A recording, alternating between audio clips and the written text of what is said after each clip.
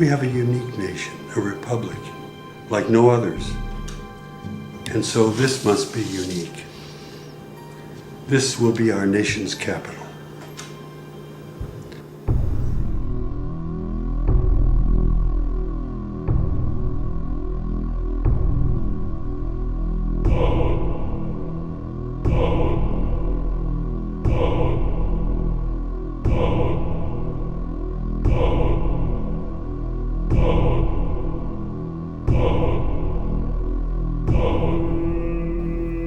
Clearly, a lot of the designers and architects of Washington, D.C. were Masons, starting with George Washington himself, who was a guiding force. I do not believe that there are any secret plans or designs related to Freemasonry. Well, it was definitely designed according to Masonic principles. The streets are laid out that way. The buildings are laid out that way. Conspiracists are always looking under their bed for evidence that there is some vast conspiracy. Masons may very well say that they really aren't influential as far as Washington, D.C. is concerned, and yet the cornerstone was laid by Masons. You see then the inverted five-pointed star, which is the goat of Mendes, built into the streets of Washington, D.C. No, there are no satanic plans in the street plans of Washington, D.C. There is a pentagram to the north of the White House. But the streets don't actually connect to form a pentagram. This is geometry. It happens. No one could have that happen accidentally. The anti-Masons want to show that there is some demonic conspiracy. It's Baal worship. That's what you're involved in. That is what Masonry is based upon, the power of the dragon. In a word, hogwash. When you want to talk about symbols and what they mean, you really have to look at who's authored these symbols. With symbols, there are always multiple levels. Symbols reveal and they conceal. And that's why they're used, and that's why they're so important. They reveal to those who have eyes to see and ears to hear. If I would have told you this 15 years ago, I might have gotten shot. When they're shooting at you, you know they're serious.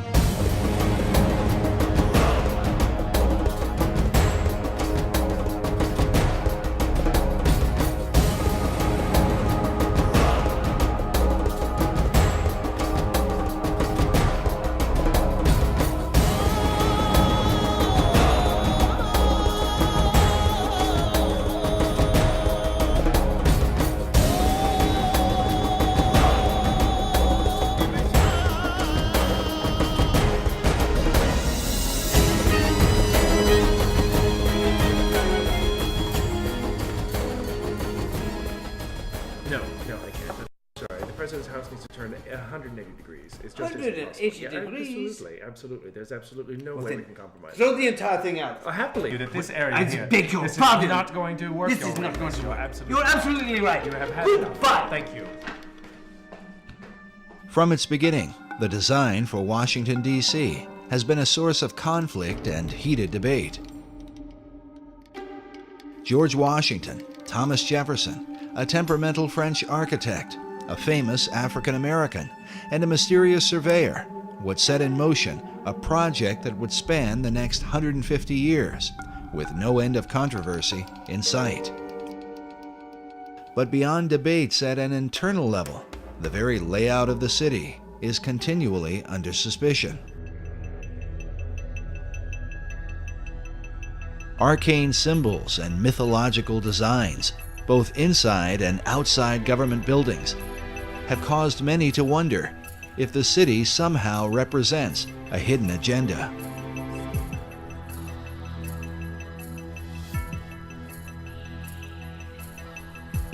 This becomes increasingly important as America's current place on the world stage ignites firestorms of controversy. As the United States is the most powerful nation on earth, many have wondered, what is America up to?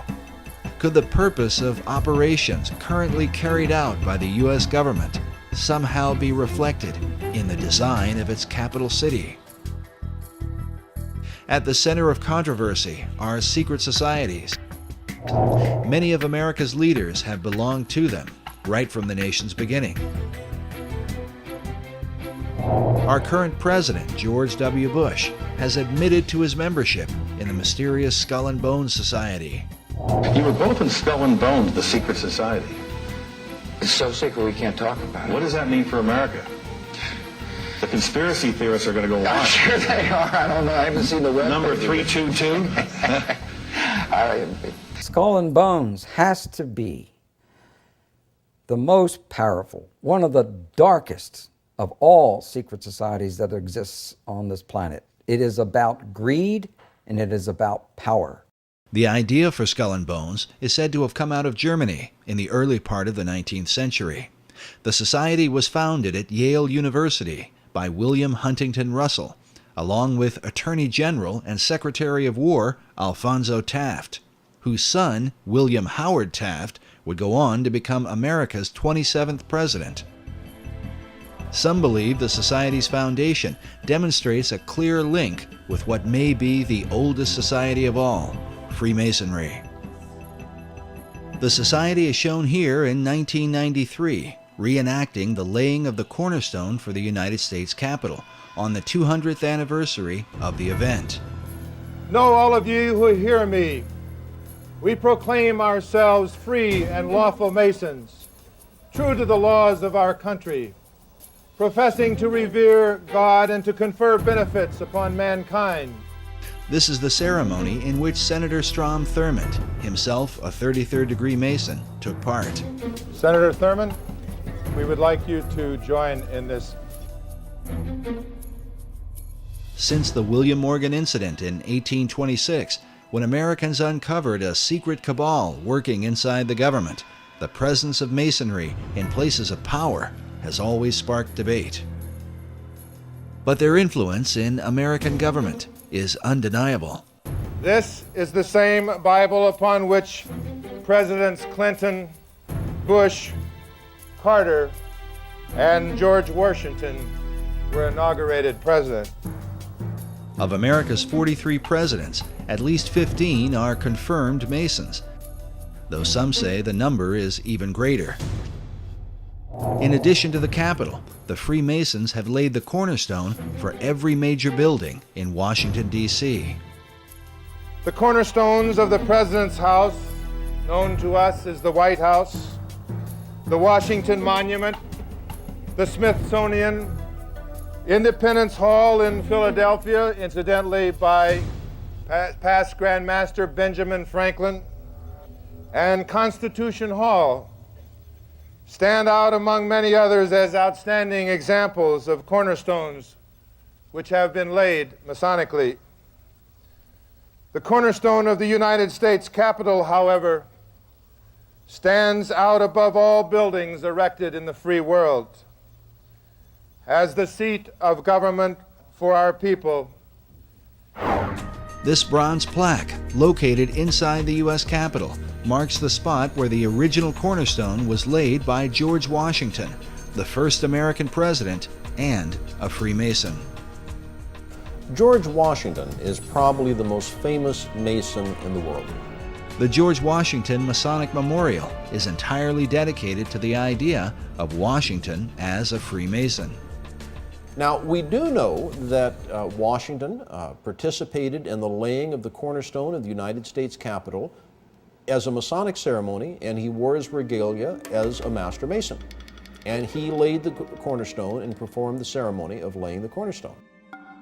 Washington's participation in the event was recorded by the newspaper of the time, the Columbian Mirror, which can still be obtained through the Library of Congress.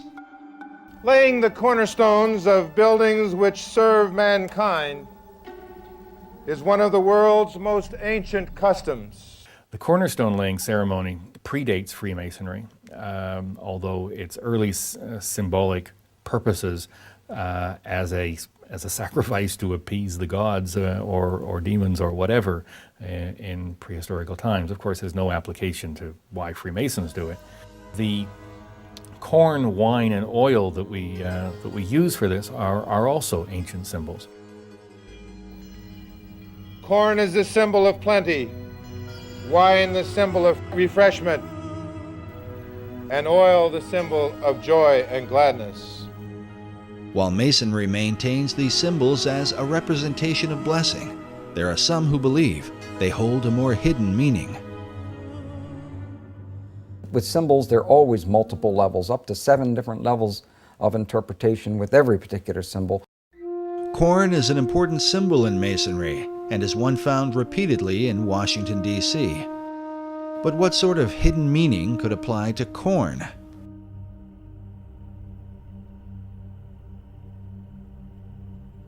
In Hebrew, the word for corn is Dagon, which became the name of a Babylonian god.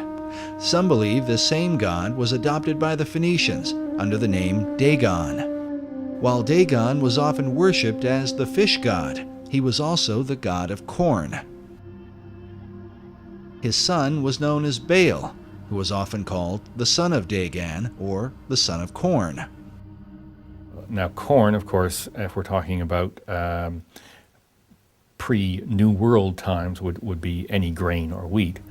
To complicate matters further, in the Old Testament, we find the children of Israel offering corn and wine and oil to Yahweh, the God of the Bible. Yet at some point, God's anger was kindled against them for turning the sacrifice into idolatry.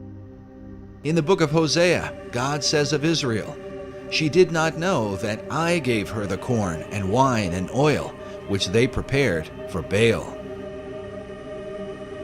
Notice again this Phoenician version of Baal, as a bearded man with strong features. Could Baal have been the model for the bearded male images that appear throughout Washington, D.C.?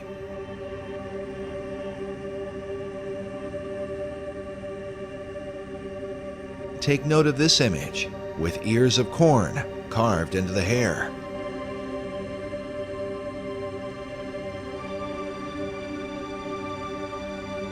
According to legend, Baal was once slain by the god of death and taken into the underworld.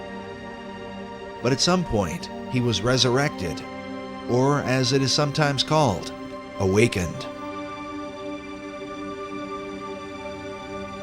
At Haynes Point in Washington, D.C., is found this mysterious statue of a bearded giant rising up out of the ground.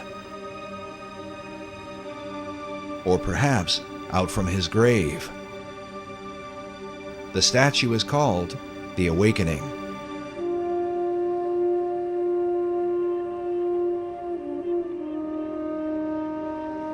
According to the Masonic Encyclopedia, another symbol for resurrection is the Egyptian obelisk, which is the shape of the Washington Monument.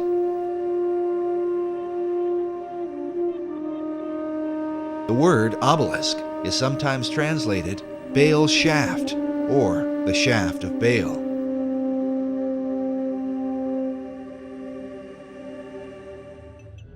As a result, critics of Masonry argue that Baal, not Yahweh, is the real God to whom Masons perform their ceremony. It's not until you get to the Royal Arts degree that all of a sudden you realize who God is or what the name of God is. It's hidden for a long time. In fact, you're told that there's this hidden word you're supposed to search for. But it's not until you finally get to that degree that you realize that His name is revealed. It's believed that at the higher levels, the Masons secretly worship Baal under a hidden and unusual name. As you go higher up in the Masonry, you learn the secret name of God, which is a secret and the lost word that the Masons in the Blue Lodge seek. They already know it. It's Jobulun. It's a combination of Jehovah, Baal, and Osiris. It's a deity that is not the God of Abraham, Isaac, and Jacob. But nowhere in that Scottish Rite degree, and I have to stress that this is an additional degree, this is not a part of regular craft Freemasonry, nowhere in that additional degree is there ever any suggestion that Jubulon is the name of a god.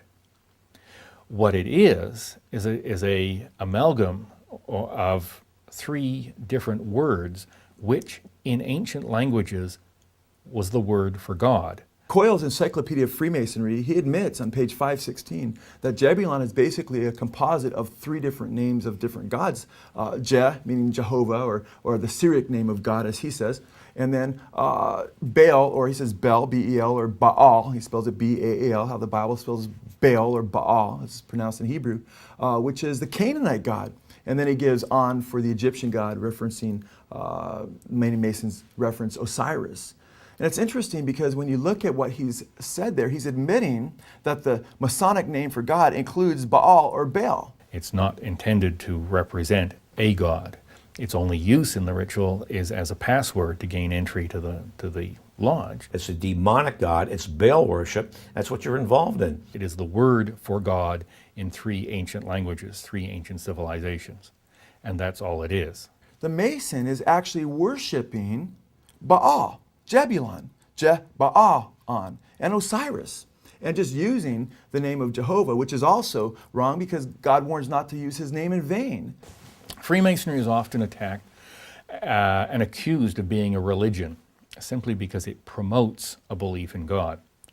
But nowhere in the teachings of Freemasonry does it promote any specific attributes of God. See, belief in God is faith. Belief about God is religion. From a biblical Christian standpoint, and as a Christian, I have to really take issue with this because there are many scriptures from Genesis to Revelation that condemn idolatry and worshiping other gods. In Freemasonry, to make it easy for men of all faiths to meet together, we use the expression great architect of the universe. Now that's not a name, that's a description. Much the same as grand geometrician is a description of an attribute of God. Grand geometrician or great architect refers to his attribute as the great creator. But men of all faiths can accept that description of their God.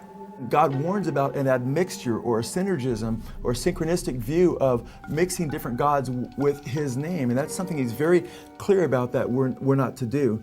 In fact, it's interesting, Baal or Baal is depicted in the New Testament by the Jews as well as Jesus. He's called the ruler of demons. It's another name for Satan. Most scholars agree that Baal became synonymous with the devil. Yet Masonry insists its view of God is without definition. For the Mason, the corn, wine, and oil ceremony might as easily be dedicated to Baal as to any other god. Nevertheless, the conflict between Masonry and its critics goes on. Freemasonry is rationalist and humanist.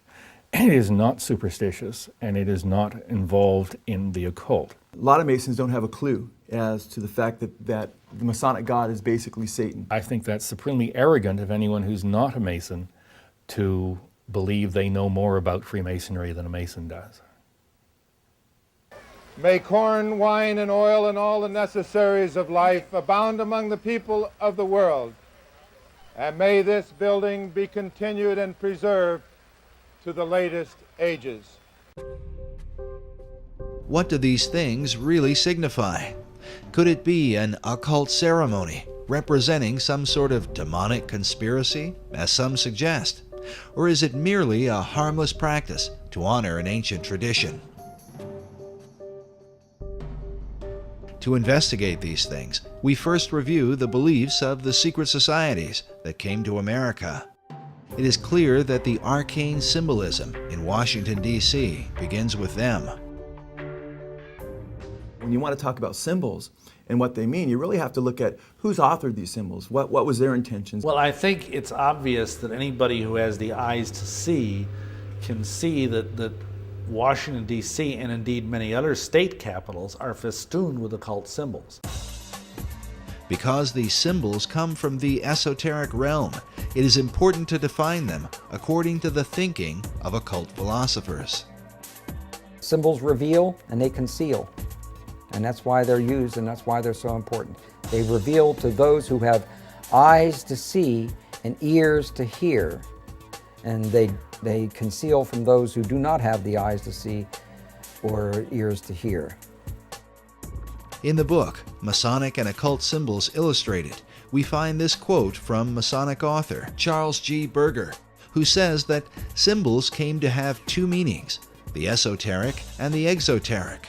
The esoteric meaning was the true or original meaning, understood only by a few and closely guarded by them. The exoteric meaning was the invented or modified explanation intended for the many. This practice dates back to ancient Egypt and is explained by Dr. Robert Hieronymus, a member of a secret society called Co-Masonry, and author of the book Founding Fathers, Secret Societies.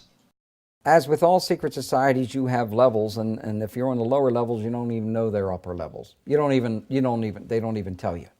You bump into it by accident, or someone comes along. Now, in Scottish Rite, that's something different, because they know that there's a. But before then, and basically secret societies, such as, let's go to ancient Egypt. To the ancient Egyptians, the priest would tell the serfs, the guys that tilled the land, they would say, the sun is God, okay? And so they accepted that very low-level interpretation, all physical. That's not what the priest believed. What the priest believed, there was a second level.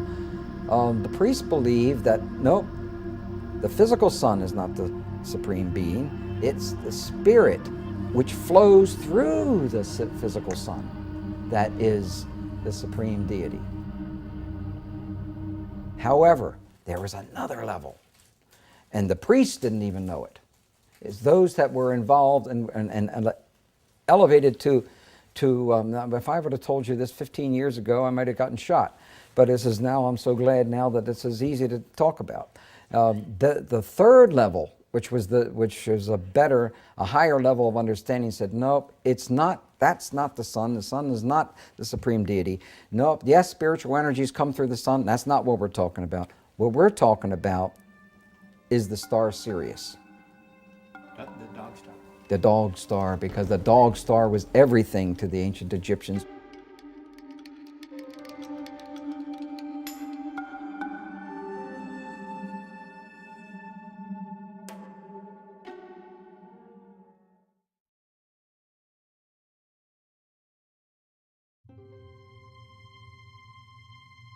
Sirius is said to have been the most important star in the ancient world.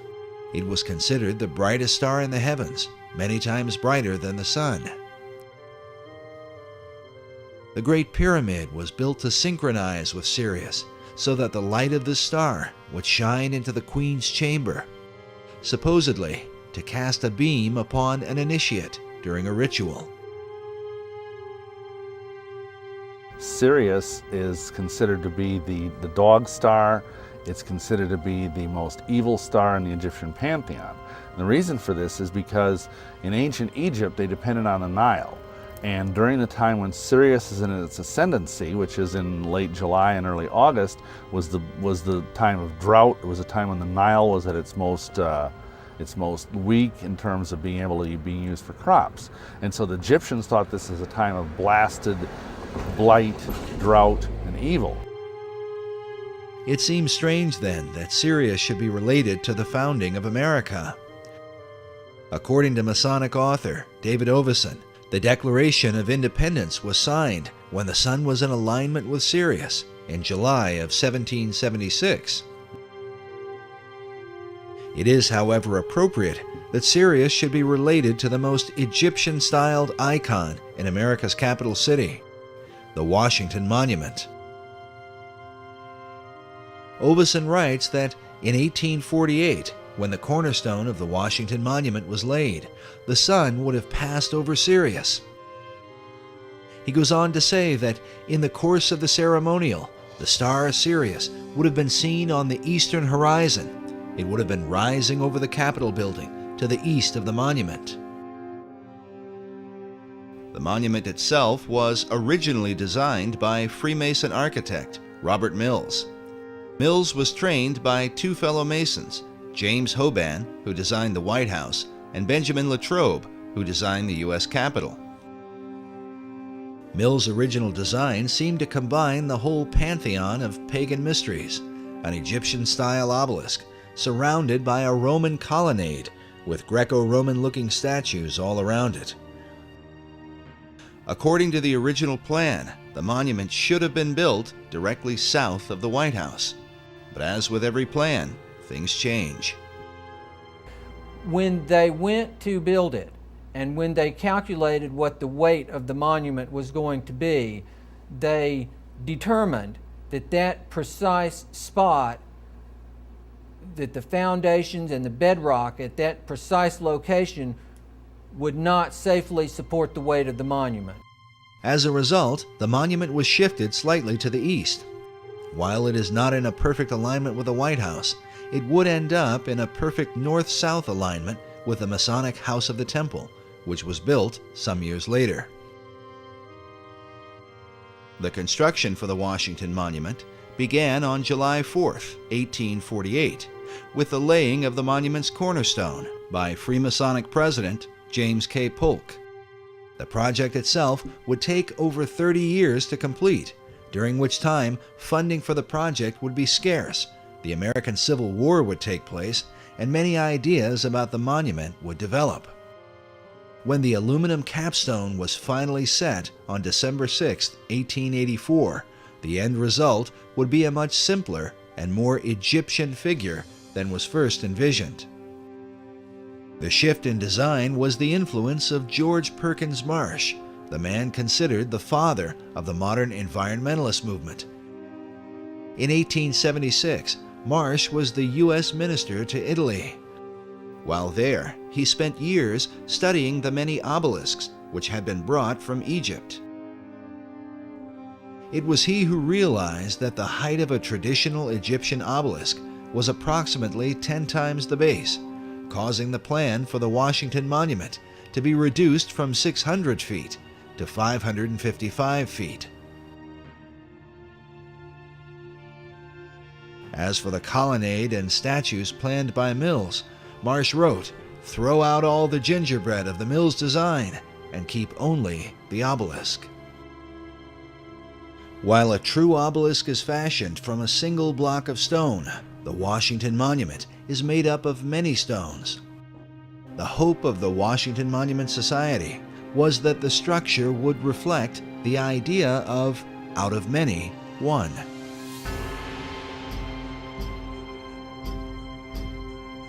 Meanwhile, the pyramidion at the top is made up of 13 levels, just like that of the pyramid on the Great Seal of the dollar bill.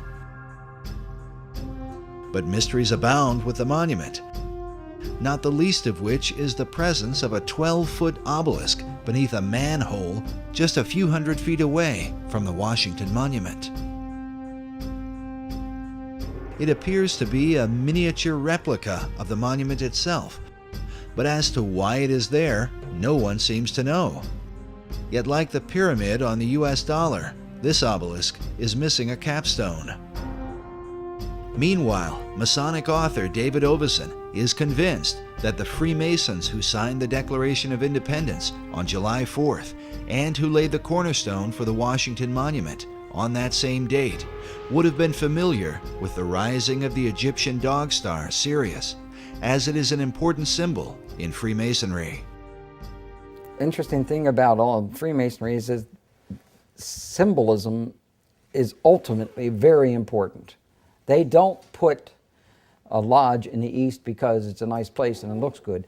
They put it in the east. The masters have put it in the east, so because it's the rising sun. It's the rising sun. You're catching the energies of the light.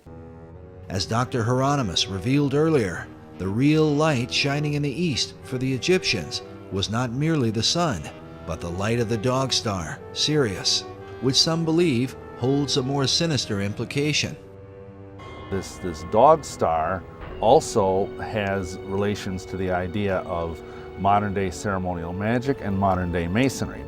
This was especially true for 20th century occultist and Freemason Aleister Crowley, who openly practiced ceremonial magic and was a member of a secret order called the Order of the Silver Star.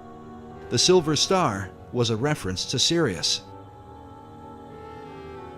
Masons teach that at the center of every Masonic lodge there's a five-pointed star right underneath the altar upon which the candidate is obligated. But the thing is, what they don't tell you is that five-pointed star represents Sirius, which is regarded as a satanic symbol. There is perhaps no symbol that evokes occult suspicion like the figure of the pentagram, which from ancient times was associated with the dog star Sirius. Masonic philosopher Albert Pike wrote that Sirius still glitters in our lodges as the blazing star. The blazing star is an ancient Gnostic term for Sirius, and as shown here, is symbolized in Freemasonry by the five-pointed star or pentagram. According to Pike, this symbol in Masonry dates back to the pentalpha of the Greek philosopher Pythagoras. The pentalpha gets its name for the 5 alphas or Greek letter A's which make up its composition. Typically in Freemasonry, you see the 5-pointed star with the nose point down. Now, there's even a division in Masonry which considers this the evil side of Freemasonry as opposed to the non-evil side. For example, Freemasonic lodges in New York do not use the nose side down star. They turn it around so the nose is pointing up, and they consider that a good variety of Freemasonry. Here is an upright Masonic star, which is another type of the blazing star mentioned earlier. Some believe this representation of Sirius may be the origin of the 5-pointed stars which adorn the American flag, as well as the stars that adorn the Statue of Freedom on top of the U.S. Capitol. Incredibly, these same 5-pointed stars were carved by Freemasons into the ceiling of Rosslyn Chapel in Scotland more than 500 years ago. Because Sirius is said to arise in the east, it also became known as the Eastern Star. To the Egyptians, Sirius was identified with the dog god Anubis, which is where the name Dog Star comes from. Anubis was said to have guarded the gates of death and was the protector of mysteries. Meanwhile, the Romans recognized Sirius as Janitor Letheus, or the Keeper of Hell. These dark associations may be the reason for the sometimes grim view of Sirius and the 5-pointed star that represents it.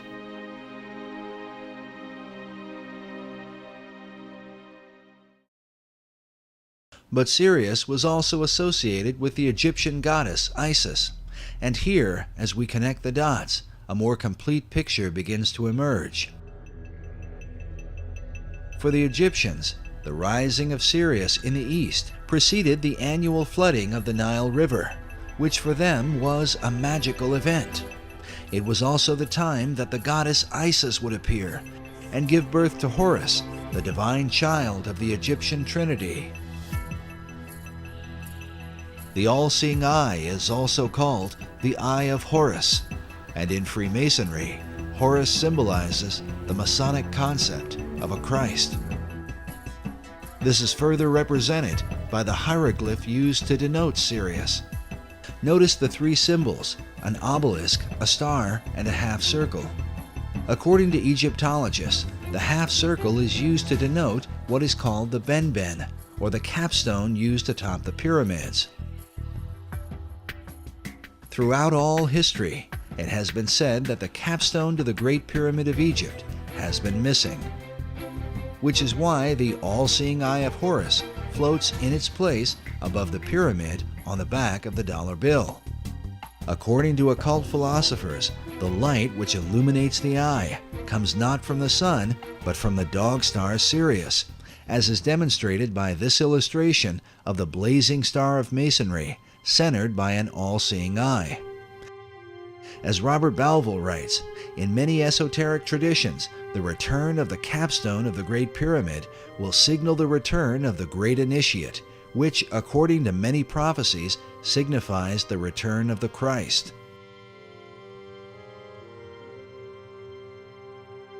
Albert Pike describes the Masonic Trinity as expressed through Sirius and the symbols that are seen in most all Masonic halls. Notice this image with the sun on one side and the moon on the other, while the all-seeing eye sits in between with light blazing behind it. Pike writes that the sun and moon represent the 2 grand principles, the male and the female. Both shed their light upon their offspring, the blazing star, or Horus.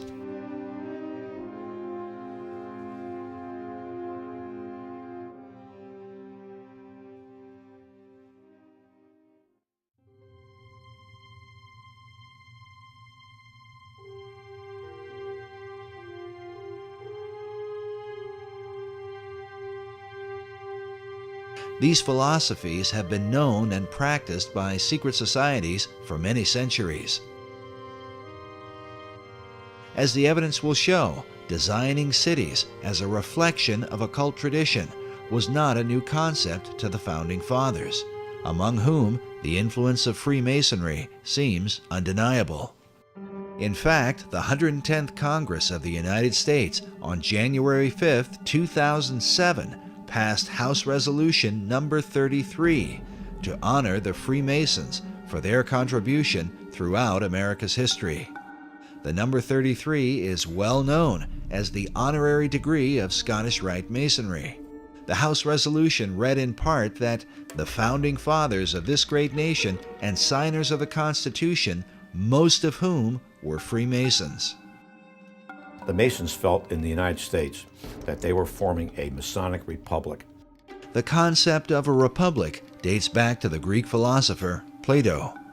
Plato's Republic. That's a utopian theme, and that whole thing runs through our philosophy and thinking among the humanists to this day. They still think they would like to introduce Plato's Republic. Think about it. Every socialist country that has gone socialist have always called themselves a republic for that very reason. It was Plato who likewise set down the earliest known record of ancient Atlantis. Centuries later, Sir Francis Bacon would set down the New Atlantis, a tale which some believe was meant to be a blueprint for the New World, one based upon the teachings of ancient philosophers. Bacon didn't invent this New Atlantis concept. He was merely the inheritor of it. He was probably the most articulate proponent of it ever in history, but it preceded him. Bacon believed that the American continent was in fact the site of ancient Atlantis, a concept held by teachers of esoteric wisdom even today. A New Atlantis really was just America anyway. The east coast of America, if you take a look at the maps by other clairvoyants who have studied Atlantis, indicates that the east coast of America was the west coast of Atlantis.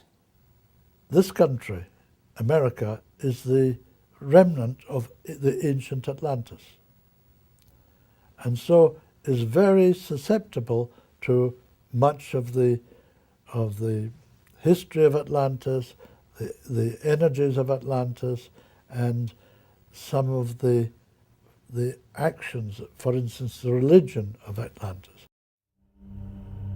According to esoterics, the religion of Atlantis was in fact the mystery school teachings that were embraced by the ancient philosophers. Yet it might be said that none have been as prolific on this subject as 20th century philosopher Manly P. Hall, who wrote such books as The Secret Destiny of America and America's Assignment with Destiny. It was Hall that many Freemasons are said to have called Masonry's greatest philosopher. In 1934, Hall founded the Philosophical Research Society in Los Angeles, California, an organization dedicated to exploring the wisdom of all the world's traditions. It began in 1934, and I think in this building, the library itself was finished in 1936. This is one of the leading wisdom libraries in all of North America, if not the most comprehensive itself. The Philosophical Research Library has been highly regarded by esoteric students from all over the world. It is composed of books and artifacts collected by Manly Hall throughout his lifetime. Among those who revered the library was President Franklin D. Roosevelt, a Freemason and student of esoteric tradition. And Mr. Roosevelt himself, back in 1942, after the Pearl Harbor invasion, sent some of his people here to microfiche the works in this library because he looked upon it as a national treasure. He wanted to preserve it. When Hall died in 1990, his role as president of the society was succeeded by Dr. Obadiah Harris.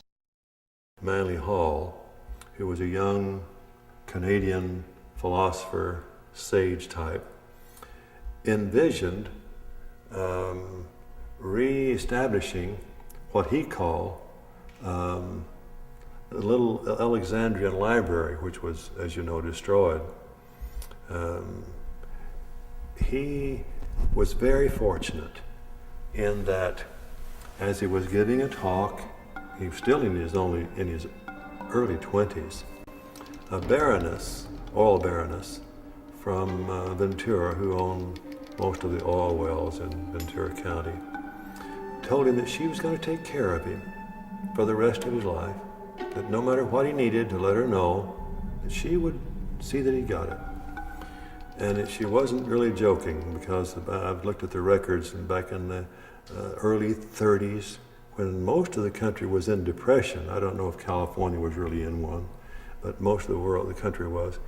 She was giving him $50,000 and $100,000 at a time to go around and search out this wisdom literature in manuscript form and in book form. This proves interesting because much of Hall's highly financed research was dedicated to investigating the founding and purpose of America. Through his research, Hall became convinced that America had a secret destiny that was known by the arcane societies of the ancient world. Was it this information that compelled FDR to preserve Hall's literature? Like Hall, FDR also believed that America had a rendezvous with destiny. Hall's connections to the White House and FDR are mysterious, but do not end with the library. Hall was also involved with a mysterious Russian mystic named Nicholas Roerich. Roerich was a Rosicrucian and member of the Theosophical Society. He was said to be a kind of spiritual mentor to Henry Wallace, a 32nd degree Mason who would become FDR's vice president.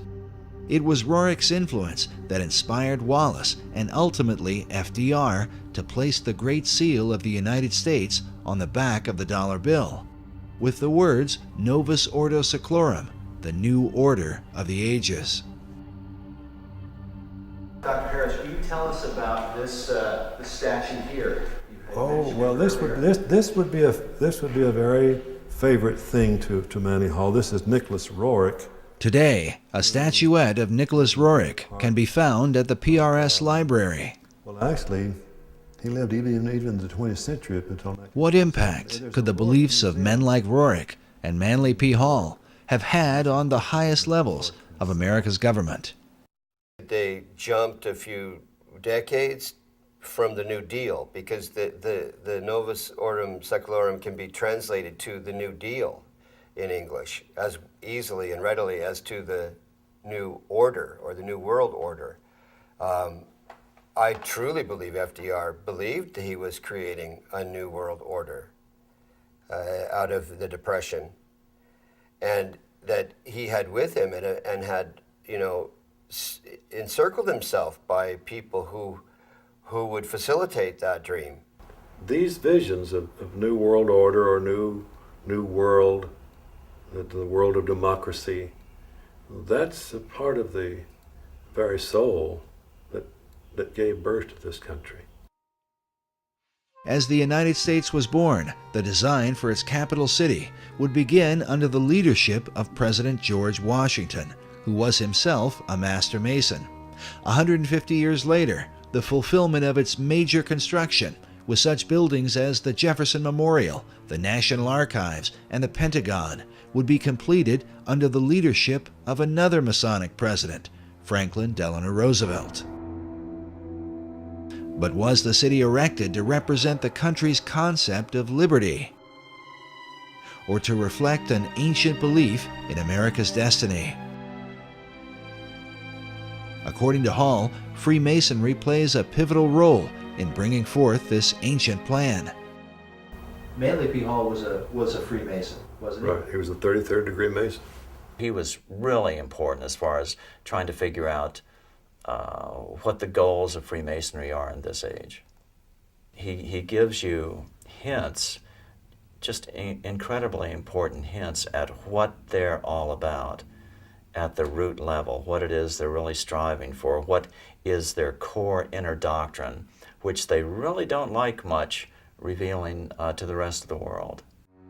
According to Hall, one of the chief secrets of Masonry, handed down through the centuries, was the concept of democracy, which was said to be a threat to the kings and monarchs of the ancient world, who ruled by divine right.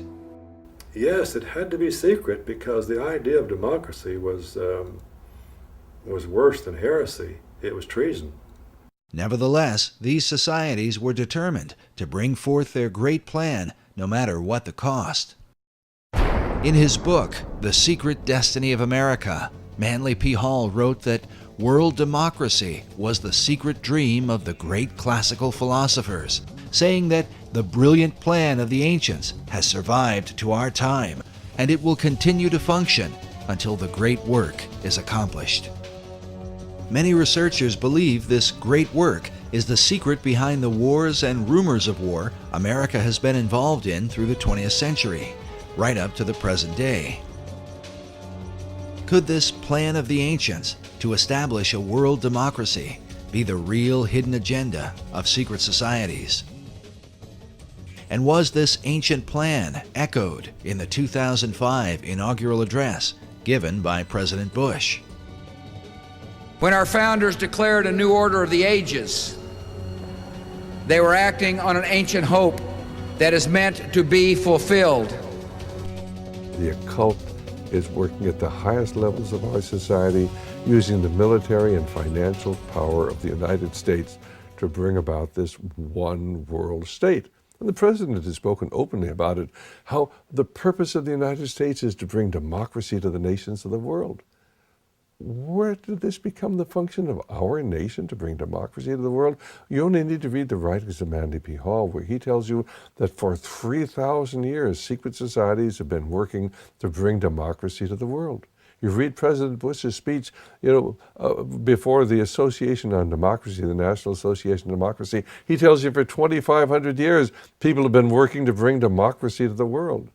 Yet the ancient philosophers recognized that a true democracy could only be achieved by a society of perfected men. A perfected man would be comfortable in a true democracy. And probably a true democracy cannot emerge until there's enough of such human beings in the world that can take over the government of man.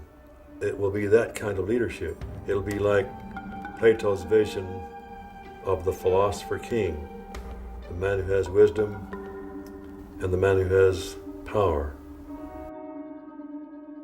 Democracy has the occult promise of a fair world to live in.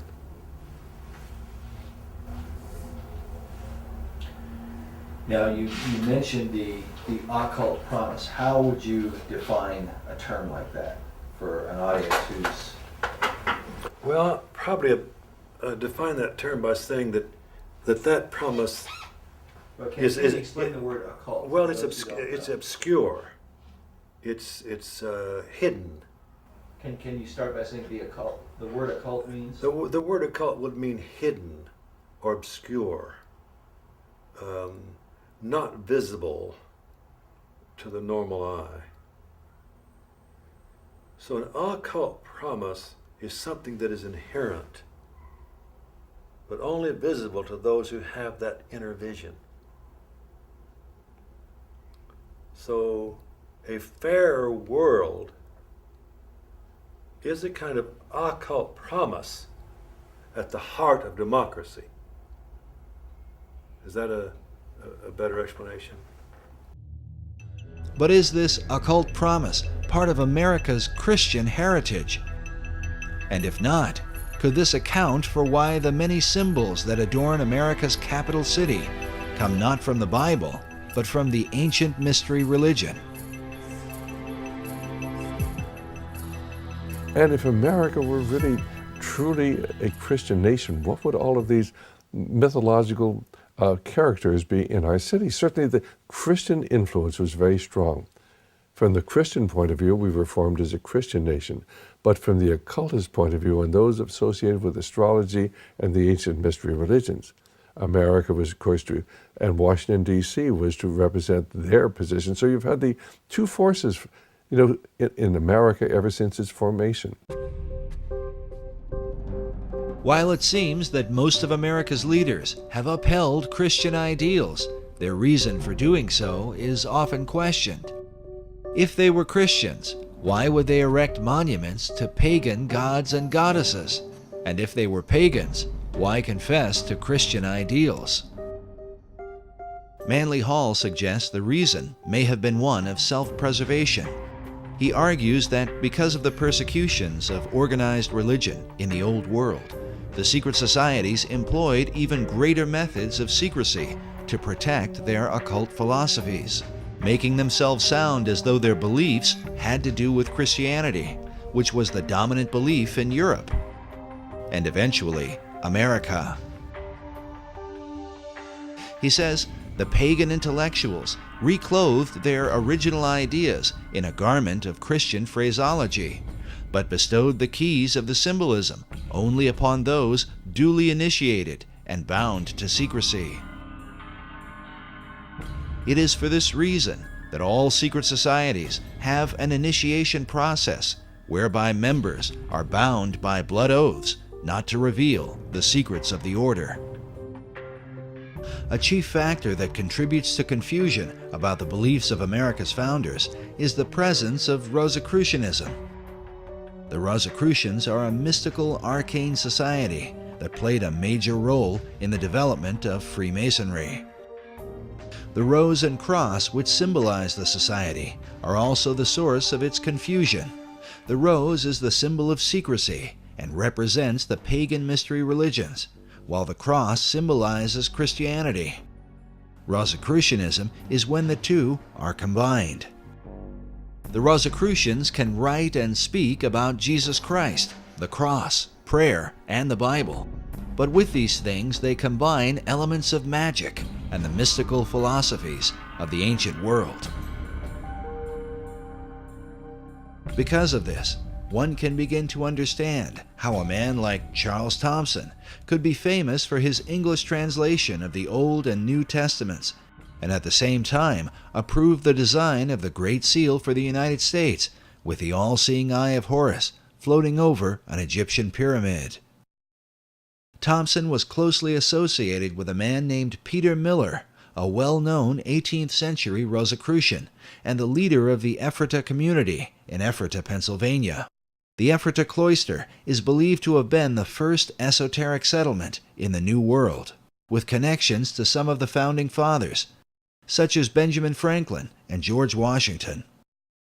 The early Ephrata movement clearly held mystical beliefs, even driving stakes into doorways to ward off evil spirits. We now know for certain that they were Rosicrucians. It was Washington was close to these individuals, as well as Franklin and Washington and Jefferson. Benjamin Franklin even enlisted the aid of Peter Miller to translate the Declaration of Independence into a number of European languages and to inform the world of America's independence. The printing for these translations was done at the Ephrata cloister. Peter Miller would have been further connected to many of the founding fathers through the American Philosophical Society, founded originally by Benjamin Franklin in 1743.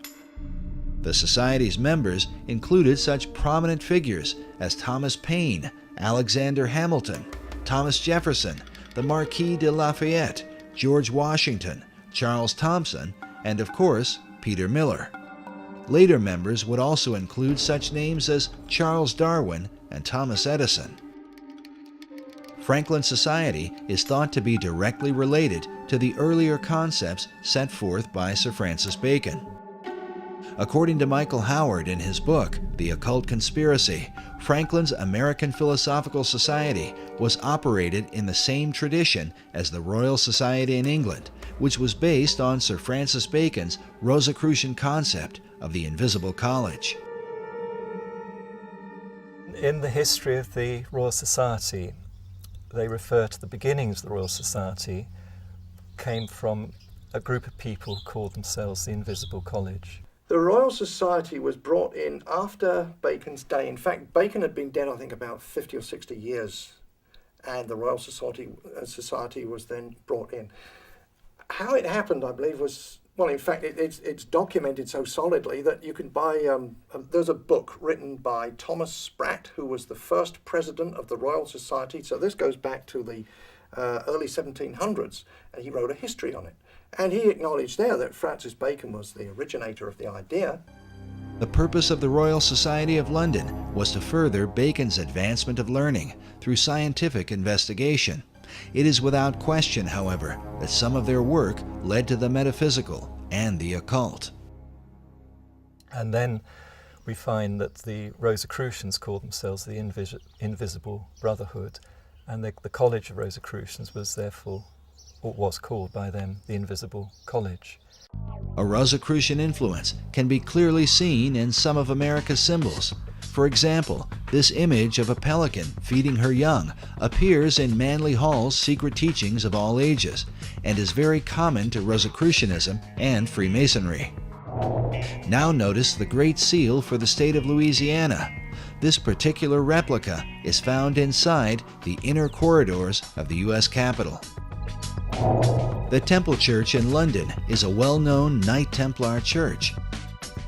Here we can see that the Golden Rosy Cross can be traced back to the mysterious knights. Now, notice the art surrounding the shrine. How a series of squares are shown with red and golden roses in the midst. The shrine opposite has a variation of the same design. Now consider this same pattern as it appears throughout the interior of the state capitol.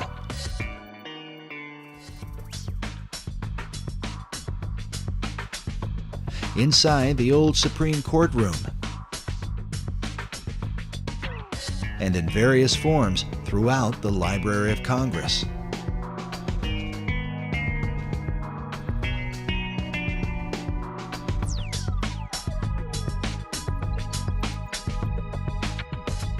Sir Francis Bacon became the chief of the Rosicrucians in England. His famous saying, "Knowledge is power," is found written inside the Library of Congress, while a statue of Bacon can be seen on the upper level.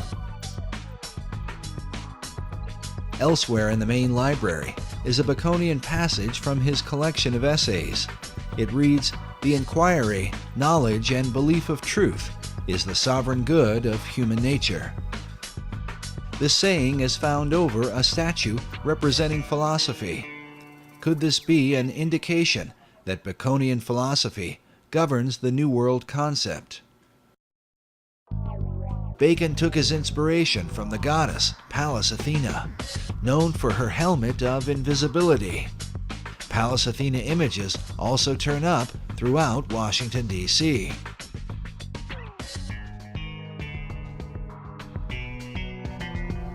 The Virginia State Seal bears the image of Athena with her foot upon a fallen king whose crown is cast aside.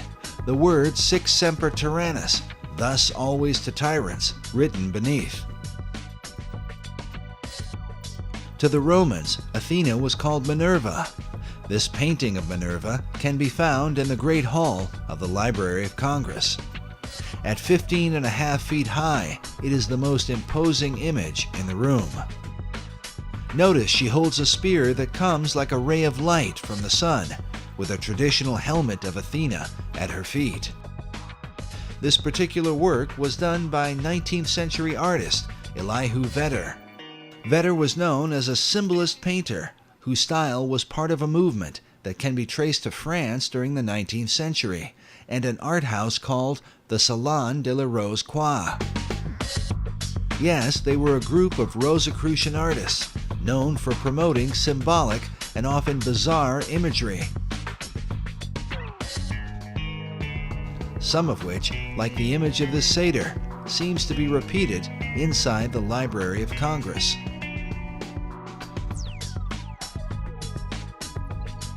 It's not clear if Vedder himself was a Rosicrucian, but one of his chief influences certainly was. William Butler Yeats was a prominent member of the Golden Dawn, a Rosicrucian secret society. Yeats, along with Irish mystic William Blake, are said to be two of Vedder's leading inspirations. Vedder's own occult themes are filled with haunting, esoteric imagery, like this work, which is called The Cup of Death. In addition to Minerva, Vedder was commissioned to do a series of paintings illustrating government, which can be found at the east end of the Great Hall in the Library of Congress. Now let's look again at this image from the Salon de la Rose-Croix. It pictures Leonardo da Vinci on the right, dressed like Joseph of Arimathea, whom occultists believe was the original cupbearer for the Holy Grail. Beside him is Dante Alighieri, dressed as a Knight Templar. By now, most people are familiar with Da Vinci's arcane background thanks to Dan Brown's Da Vinci Code. Most are also familiar with Dante's Inferno, representing the many circles of hell. But according to Michael Howard, Dante was no ordinary writer. He was in fact a Rosicrucian Grand Master who wove Rosicrucian philosophies into his writings.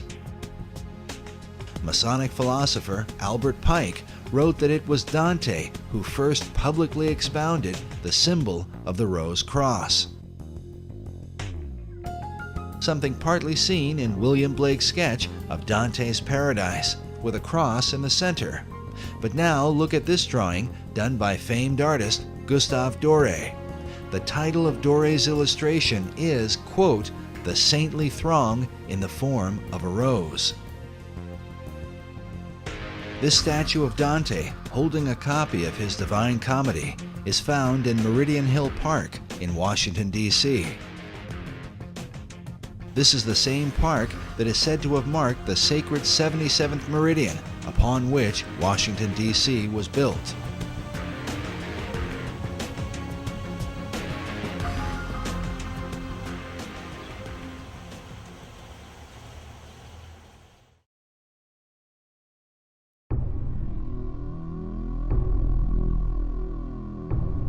But one final Rosicrucian emblem in the Library of Congress is worth noting. High up in the ceiling, in between two faunish-looking figures with serpents for legs, is what appears to be a traditional crucifixion. But behind the Christ-like figure on the cross is a black, double-headed phoenix.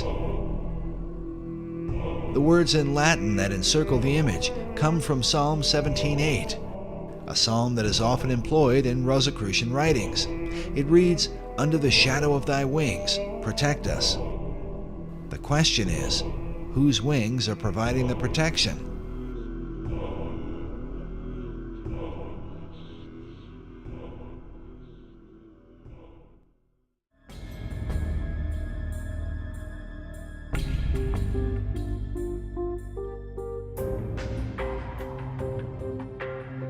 The Rosicrucians, like the Freemasons, follow a particular philosophy known as Hermeticism, which is directly related to how and why Washington, D.C. was built. The origin of this philosophy dates back to the deepest recesses of the ancient world, and to what has been one of the most dominant subjects in archaeological and metaphysical research through the 19th and 20th centuries, the lost empire of Atlantis. In Plato's dialogue, the entire authority of the Atlantis tale is based on the reputation of Solon, the Greek poet and lawgiver. Plato cited Solon as his source of information concerning the Atlantis story. And Solon said that he got his information about the Atlantis story from the priesthood of ancient Egypt during his time there, which was extensive. He is featured prominently in the Hall of the Lawgivers in the Capitol building, and he is also featured prominently on the pediment on the back of the Supreme Court building. The pediment above the east entrance of the Supreme Court building features Moses holding the 2 tablets of the 10 Commandments. To his right is Confucius, the ancient Chinese philosopher, while on his left is the Athenian lawgiver, Solon. Solon, was one of the 7 wise men of Greece. Seemed to be very realistic about what he knew, which we knew where he got what he knew entirely, but he passed it on to Plato. So in the old Atlantis that was in legend, at least, although it seems like that Solon and Plato really believed it existed. Atlantis is significant to understanding the secret societies, as it is said that all the mysteries believed by them have their beginning in this ancient empire. Well, it's this concept that there is ancient, mysterious, magical knowledge, which we initiates only can provide to you, and goes back to the time of Atlantis.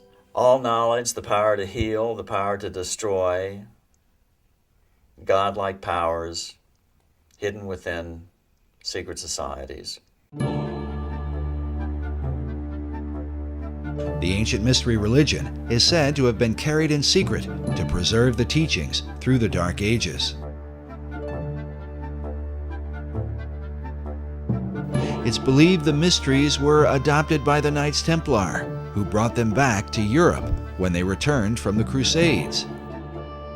Templars came over to the Holy Land, and this is where the Templars got a lot of their kind of outre heretical ideas that later on got them in a lot of trouble.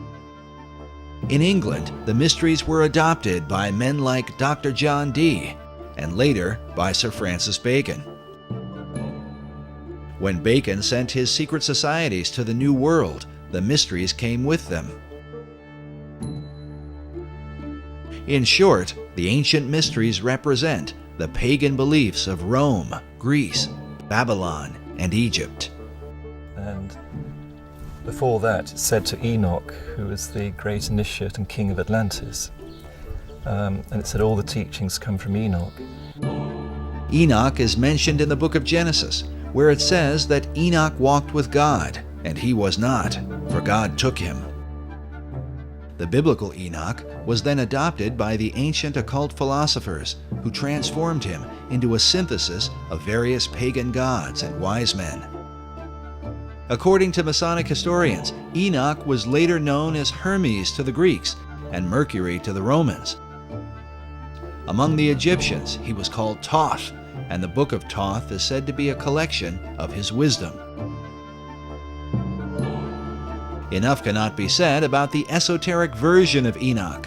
When Dr. John Dee made contact with angelic beings, they supposedly communicated a system of magic to him based on the Book of Enoch.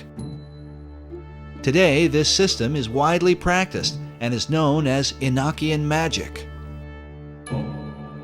Yet it is Enoch's identity as Hermes that seems most prevalent in the mysteries. And hence the term Hermetic. And supposedly there was this great, awesome teacher of occult lore who was known as Hermes Trismegistus, which means thrice greatest Hermes. And he produced this book that's called the Divine Poimander. And this is kind of like, if you will, a Bible of ancient occult lore. It was Hermes who was said to be the first to discover the zodiac and invented the art of communicating knowledge to the world. More importantly, Hermes taught men the craft of building cities. In the Divine Poimander is revealed the Hermetic maxim, as above, so below, as pictured by this tarot card of a magician with one hand up and the other hand down. As above, so below, but after a different manner. And what that means is that in esoteric thought, in everything that is above is reflected down below. So for example, a human being is a certain shape and form, but the universe itself is a giant version of the human body. And that everything that is down here has a supernal, macrocosmic, if you will, origin. And that's one of the essential concepts in the occult. As above, so below is repeatedly symbolized in esoteric art and a variety of symbols, the most basic of which is a triangle pointing upward or above. This is accompanied by a second triangle pointing downward below. When combined, they form a hexagram, commonly recognized as the Star of David, one of the most dominant symbols in the occult. Removing the base of the triangles, one can see the outline for the square and compass of Freemasonry.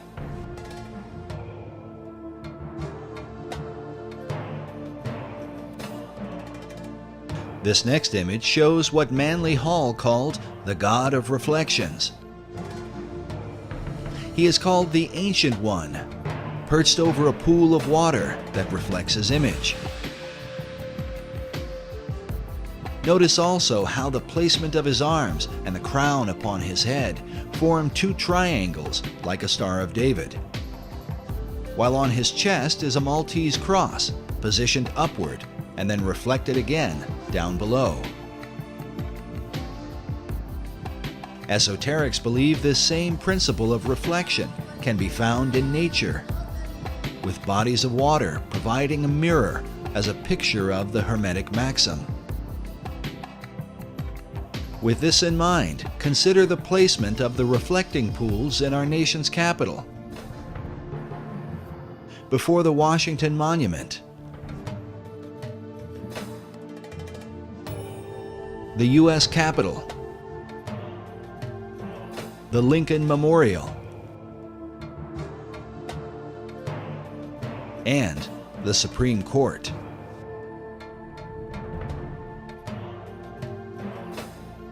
As above, so below is the philosophy that guided ancient cultures into building their cities and sacred monuments in alignment with the stars. While mystical sites like Stonehenge, the pyramids, and Easter Island are all examples of this practice, modern researchers believe that with them is the design for Washington, D.C.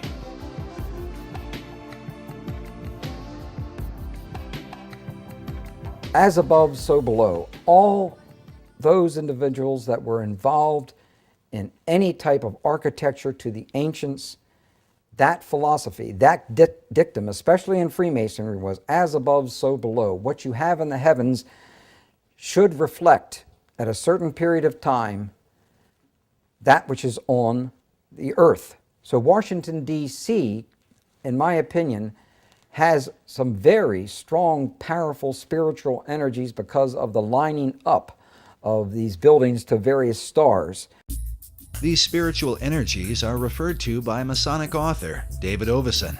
He writes that in the years following the American Revolution, the Masonic fraternities held ceremonial layings for government buildings.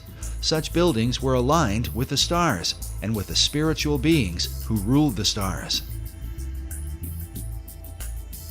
The debates over the design for Washington, D.C.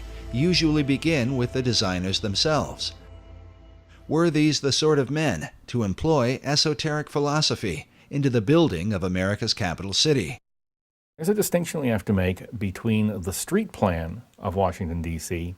and the architecture that adorns it. We know the names of the four major people that laid out the street plan and the variations that happen in those street plans. And then there are any number of architects that worked on the various buildings that went up over the years. Nevertheless, at every major level, the influence of Freemasonry is said to have played a pivotal role. So much so that many researchers claim to see a Masonic square and compass in the street design itself. Clearly, a lot of the designers and architects of Washington, D.C. were Masons, starting with George Washington himself, who was a high-ranking Mason and who was a leading force and a guiding force for both the location of the city and the layout of the city. Washington's authority as the father of a new nation would set the course for America's capital city, beginning with its designer.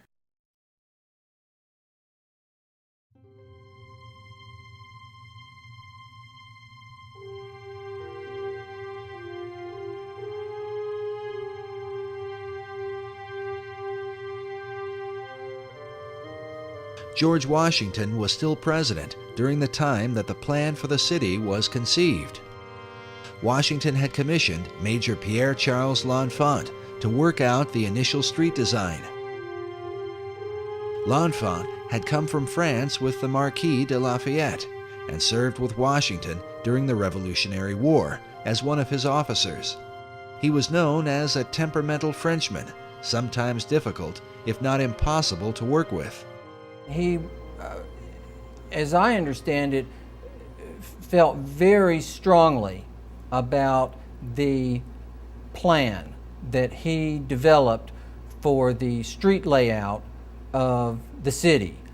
So much so that when minor changes were suggested, he became irate. Oh, absolutely not. No changes. No changes. But nonetheless, if you look at his original plan, which is of course available, you can see maps, his map, and it is very similar to the current layout of the city. L'Enfant insisted his original design be followed to the letter, something that would later lead to his dismissal from the project. Yet even so, one Masonic author writes that the early architects responsible for individual buildings did attempt with considerable success to honor L'Enfant's master plan. He goes on to call it an arcane schema to be established with the aid of interested Masons.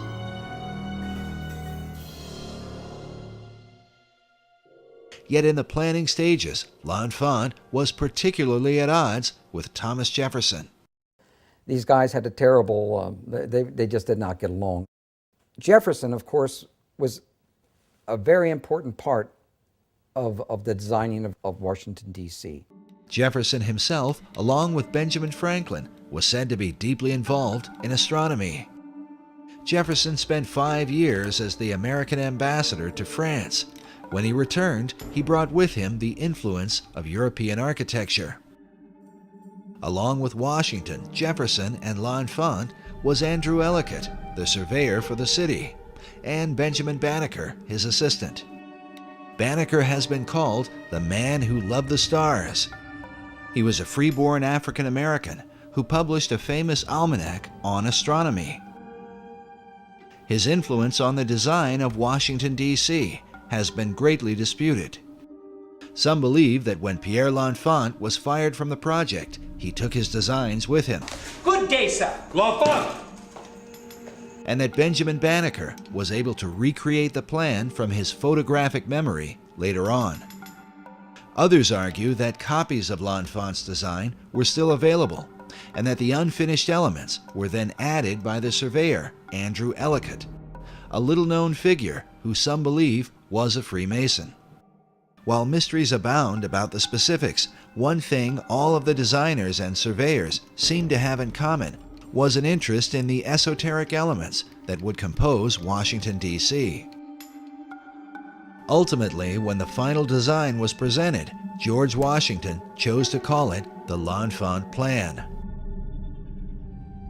Perhaps the most influential researcher into the L'Enfant Plan and the mysterious, arcane elements of Washington, D.C. has been David Oveson, who wrote the book, The Secret Architecture of Our Nation's Capital. In his book, Oveson argues that the real mystery of Washington, D.C. is to be found in Federal Triangle. What Oveson felt was that Federal Triangle was basically reflected from the stars.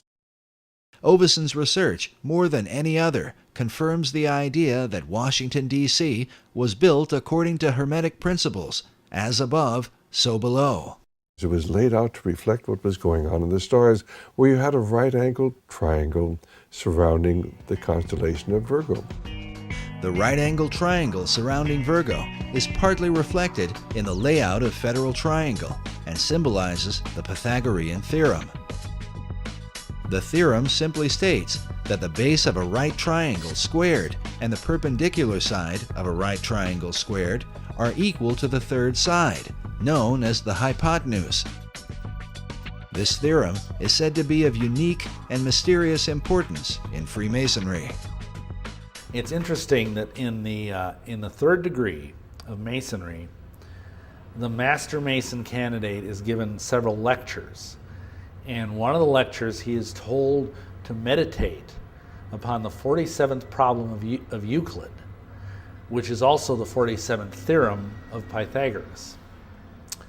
And it's also known as the Pythagorean theorem, which is the sum of the square of the hypotenuse is equal to the sum of the square of the other two sides in a right triangle.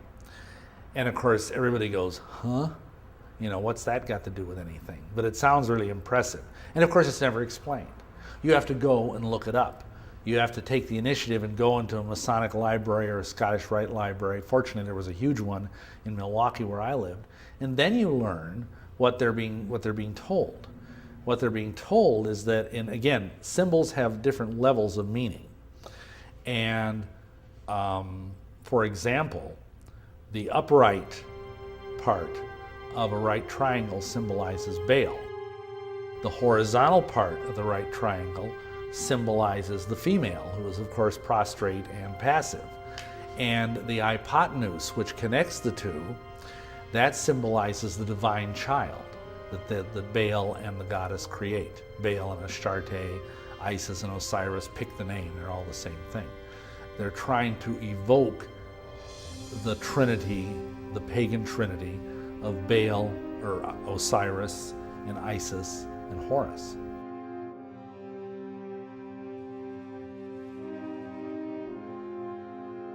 The squared elements of this Pythagorean trinity resemble the letter Y. In his book, David Oveson suggests that Washington, D.C. was intentionally placed at the split of the Potomac and Eastern rivers to symbolize this Pythagorean Y.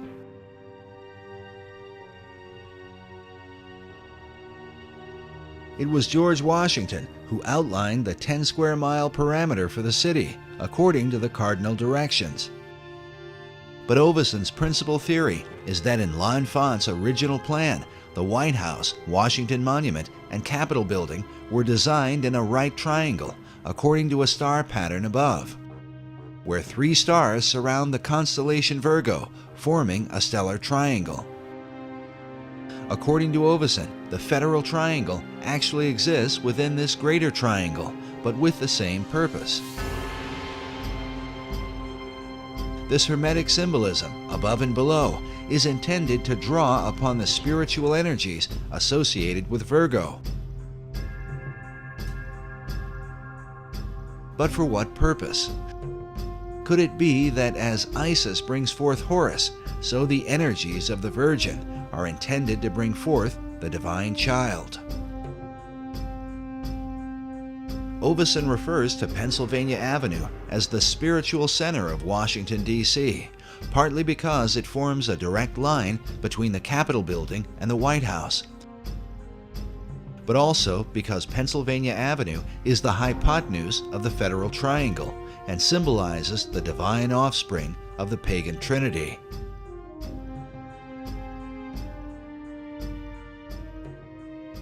The divine child is supposed to be the, for lack of a better word, the New Age Messiah. He's supposed to be the product of the coming together of the cosmic feminine forces and the cosmic masculine forces to produce a synergy. This synergy of the masculine and feminine is said to be a key understanding of all occult doctrine. These are the positive and negative, like the black and white imagery of yin and yang. Sir Francis Bacon held to these ideas through the gods Apollo and Athena. Bacon took his mystical views from the teachings of Kabbalah. You know, in Kabbalah, it's taught that a man and a woman is a complete vessel, and that's the only way for the holy light to be held entirely. This concept of completion is further defined by the esoteric concept of alchemy. In Arabic, the term for chemistry is alchemia. In the European languages, that becomes alchemy, but it's an Arabic term that simply means the chemistry, the chemia, chemistry. Alchemy is like divine chemistry. You could use that as a term. It's about transformation. It's about transformation of the lower self to the higher self. Some use the symbolic expression of lead to gold. This divine chemistry is sometimes called the chemical marriage or wedding. In the 17th century, the Rosicrucian order put forth a document called The Chemical Wedding of Christian Rosenkreuz. A Rosicrucian website explains the purpose of the tale, saying that alchemy is based on the view that man, as a result of the loss of his original Adamic state, is divided within himself. He regains his integral nature only when the two powers are again reconciled with one another. And so, just as there was an Adam and Eve, there's a husband and a wife, there's a man and a woman, because it's two different qualities, positive and negative, and together they make the whole.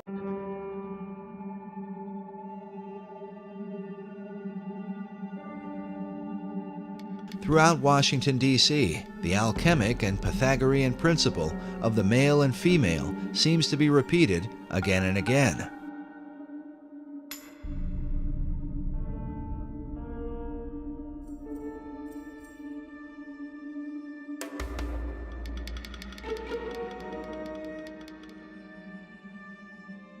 Notice here the James Buchanan Monument, with a male figure to one side and a female to the other,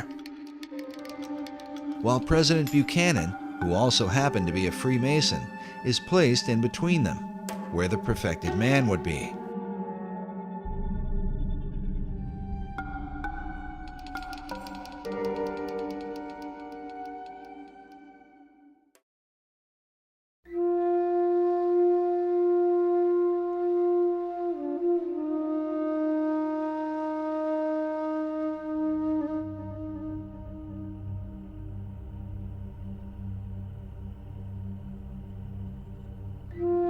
But perhaps the clearest single representation of this Pythagorean alchemical formula is the Boy Scout Memorial found on 15th Street between E Street and Constitution Avenue.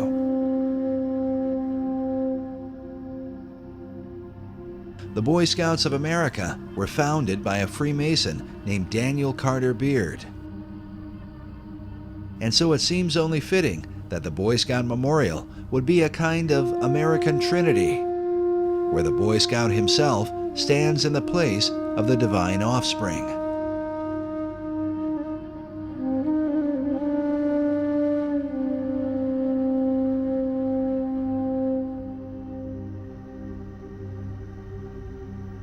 Yet esoterics argue that this divine offspring cannot come forth without help from above. Primary sources indicate, as Jefferson and other those who were involved with architecture, that you lined up the heavens with whatever you were creating, have it built at a certain time, and that would pull the spiritual energies and powers into that location. The idea of receiving help from heavenly powers was the ancient practice of alchemists, Rosicrucians, and those in pursuit of secret knowledge. But on Pennsylvania Avenue, the General Gordon Meade statue seems to clearly capture this idea. Meade was the Union general who defeated Robert E. Lee at the famous Battle of Gettysburg, sometimes called the bloodiest and most decisive battle of the Civil War. one that ultimately decided that the American states would remain united. Notice the general standing in the forward position with the golden standard of victory above his head, while behind him are a series of mythical god and goddess-looking figures, as if they might be powers and principalities from the heavenlies. In total, the statue seems to represent the idea that Meade was empowered by heavenly forces to accomplish what he did. But exactly what forces are these? And what power do they represent? A Freemasonic website features General Meade's walking stick, with an image of the general carved upon it, the name and dates of the Gettysburg Battle, along with a skull and crossbones, while just above it is a Masonic square and compass. Consider also the golden standard that floats like a halo above the general's head, reminiscent of countless images of Christ through the Middle Ages. The theme of a Christ-like figure empowered by heavenly beings has many levels in Washington, D.C., and seems to be the perfect companion to the Virgin symbolism which appears throughout the city, not the least of which is the goddess Freedom that sits atop the U.S. Capitol. A replica of Freedom is found inside the Capitol itself. The Virgin is said to symbolize purity and perfection, and hence becomes the alchemical companion to the perfected man, who also brings forth the divine child. In front of the Supreme Court building are found a male figure to one side and a female to the other. But centered in the tympanum above is not a man, but a woman, said to be the goddess Liberty enthroned. But exactly what liberty does she represent? David Oveson's book is subtitled The Masons and the Building of Washington, D.C. Could all of this arcane symbolism have been the intentional working of Freemasons? David Oveson seems to think so. The author declined to be interviewed on camera, but did grant us a phone interview, where he told us he felt his lengthy book was merely scratching the surface. We also learned from the Masonic headquarters in Washington, D.C., that since the book's publication, David Oveson has become a Freemason.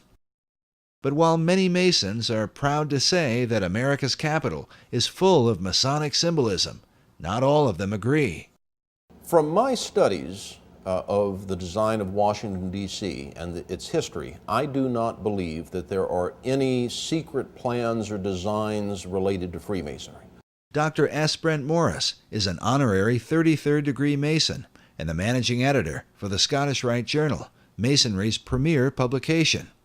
His office is located inside the Masonic House of the Temple in Washington, D.C. Norman Vincent Peale, Harry Truman, Bob Dole, Gene Autry, John Philip Sousa, John Glenn. We know that he wore this medal. We're not sure that he wore it at the cornerstone. There is the apron that he wore. That apron is still in existence. So there he is laying the cornerstone. Now, while Dr. Morris is proud of Masonry's long heritage of prominent members, he disagrees with Oveson's notions of Masonic symbolism in stellar alignments and signs of the zodiac. Freemasonry uses the zodiac in only the most superficial way. They use it as an emblem to refer to the heavens. You can go to the National Academy of Sciences and you can see star maps representing the heavens. You can see in their mosaic floor, you can see designs of the gods and goddesses. And certainly if anyone in Washington is not influenced by astrology, it would be the National Academy of Sciences. Freemasonry uses the zodiac as a symbol for the sky, as a symbol for the heavens.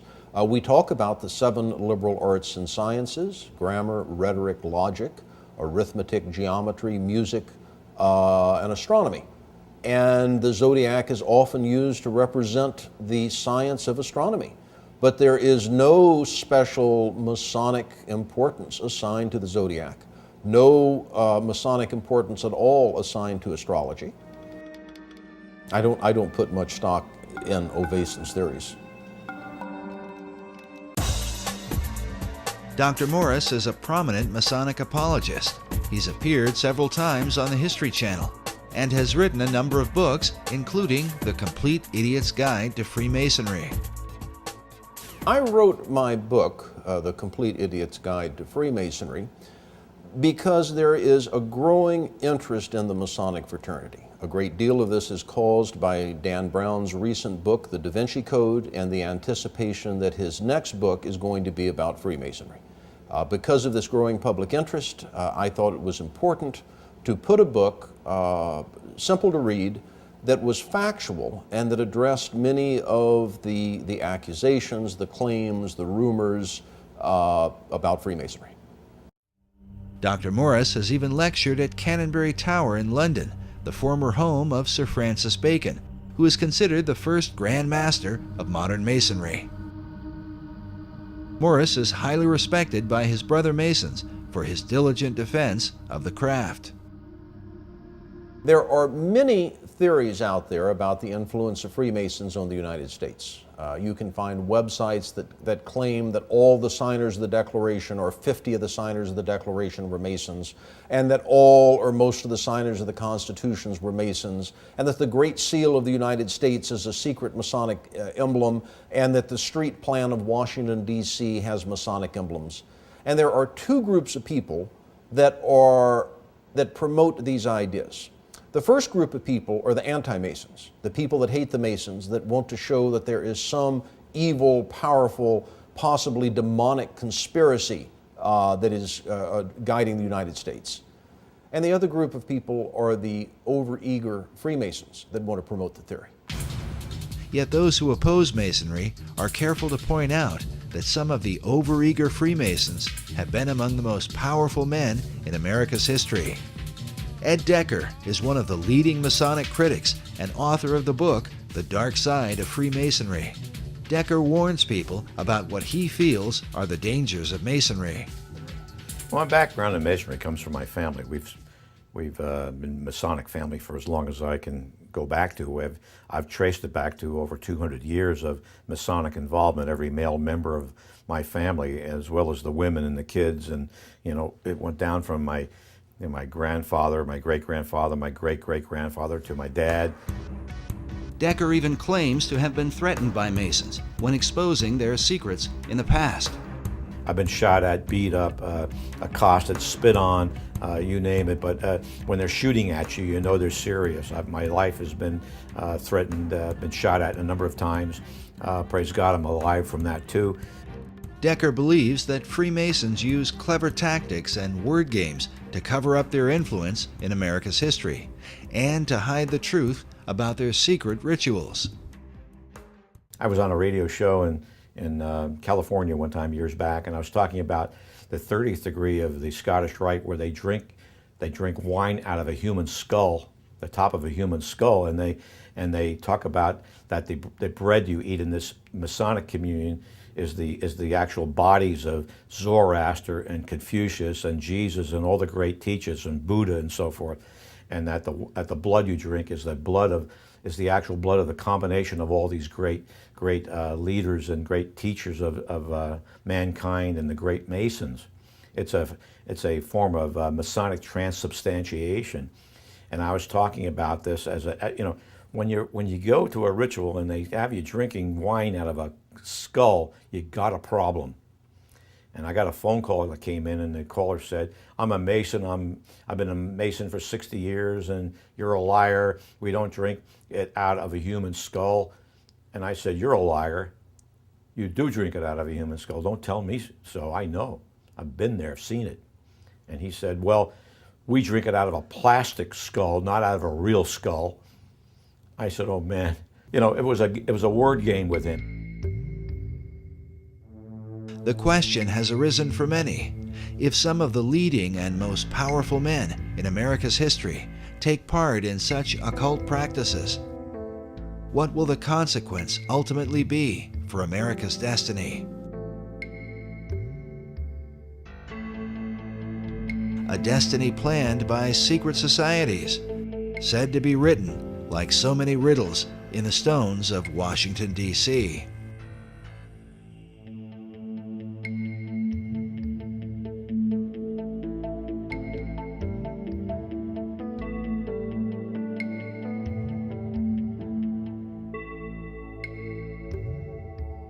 A growing number of Masons reject the suggestion of a Masonic agenda in Washington, D.C. Among them is Trevor McEwen, the Grand Historian for the Masonic Lodge of British Columbia. If you study architecture, you'll note that architects will occasionally play little in-jokes, where, say, in the frieze work around the top of a building, there'll be medallions, so they're supposed to be old Roman coins. So what they might do is, rather than put a Roman emperor as the face, they'll put their brother-in-law's face there. No one can really see it, but it's there. They'll put their children or their pet dog or across fishing rods because they like to go trout fishing. They'll put little symbols or little ideas hidden in the building just simply because it's their signature work. And they're allowed to do that. No one will really notice. So I'm suggesting that if an architect who happened to be a Freemason stuck a Masonic symbol somewhere, he did that simply as part of his signature, as an expression of his own life, not because some Masonic authority told him to, or because it has any Masonic impact or purpose. Well, they can dodge and move around all they want to. When you talk to a Mason who says, well, those symbols are just kind of fun things, or they're just accidental, they're not Masonic, that's nonsense. They're put there by Masons for Masonic purpose. The Masons write about it. They may say that to you at the church when you're talking to them at their church. They may say it to you in the living room when you're talking to the Mason in the living room, but the Masons write about it. You know, in their magazines, they do articles about them, and you go on the web and go onto the Masonic websites, and they brag about it. They point to it. One such Mason is Michael Bagent, the world-famous author of the book Holy Blood, Holy Grail. Bagent is on the Board of Trustees at Canonbury Tower in London. He is also the editor of the magazine Freemasonry Today, a publication that openly refers to Washington, D.C. as the Masonic City. Yet among the chief debates is the Masonic membership of its two chief designers, Pierre L'Enfant and Thomas Jefferson. What's interesting when you chase down Thomas Jefferson or someone like Pierre L'Enfant is it's like chasing a shadow. Many Masonic lodges and websites openly declare that Thomas Jefferson and Pierre L'Enfant were in fact Freemasons. Jefferson in particular is commonly placed in the lists of Masonic presidents, including this collection from the Harry S. Truman Presidential Library. Needless to say, Truman himself was a proud Mason. Some believe that modern Masonry denies the membership of Jefferson and L'Enfant to distance itself from the idea of a Masonic conspiracy in America's history. I mean, I can find you, it's on the internet, there were some Masonic editions of the Bible that list Masonic presidents, and Jefferson is listed. And so they say, aha, we know that Jefferson is a Mason, and you're trying to hide it because he was this awful deist, and you don't want to have an atheistic, non-Christian deist as one of your members. And the answer is no. The people that wrote the Bible, that wrote the supplementary pages for that edition of the Bible, made a mistake. The only way to prove anyone is a Freemason is to have their initiation records. His certainly are missing. Some have argued that Jefferson and L'Enfant might have been initiated into Masonry during their time in France. In Paris, the Lodge of the Nine Sisters was a famous French lodge, whose members included Benjamin Franklin, John Paul Jones, and the Marquis de Lafayette. Jefferson and L'Enfant would have certainly been in familiar company. It's possible for Pierre L'Enfant as well as Thomas Jefferson, to have belonged to a French Masonic lodge or possibly another Masonic lodge on the continent of Europe. Jefferson was ambassador to France. L'Enfant was himself a Frenchman. Perhaps they belonged to a French lodge. Perhaps the records were lost during the French Revolution or at some other time. Perhaps they also were visited by space aliens and taken to Area 51 in New Mexico and then flown back to their homes. That's a possibility also. In stark contrast to Dr. Morris's view, Michael Bagent, in his Freemasonry Today, openly refers to Pierre L'Enfant and Thomas Jefferson as Freemasons, as do many Masonic lodges even to this day. Similar opposing views also exist on the writings of men like David Oveson. Oveson is not writing an anti-Masonic book. Oveson, in the main, has good things to say about Masonry. He's talking about how the builders and the founders of this nation were Freemasons. So, of course, that's going to ring sympathetic bells with any other Freemason. Among those whose sympathetic bells seem to have been rung is Siegfried Kleinknecht, the former Sovereign Grand Commander of the ancient and accepted Scottish Rite, an office believed by many to be the most powerful Masonic office in the United States. Kleinknecht is pictured here next to President Ronald Reagan, when Reagan was made an honorary 33rd degree Mason. This becomes significant when one considers that Kleinknecht wrote the foreword to David Oveson's book. He begins with the words, "as above, so below," saying these words, attributed to Hermes Trismegistus, lie at the heart of the Western esoteric tradition. He later refers to the work as a fascinating and well-researched book. We asked Dr. Morris to comment. Brother Kleinknecht was the one who hired me to work at the Supreme Council as the managing editor of the Scottish Rite Journal. I've known him for over 20 years. I admire him as a Mason, as an administrator. I'm quite impressed at what he's accomplished. We don't happen to see eye to eye on that historical interpretation. But again, I think the important thing is he emphasizes in his introduction or his foreword that Oveson may have found an explanation. He doesn't say it is the explanation. Certainly it's an intriguing explanation, but I don't think that there is any historical basis to it.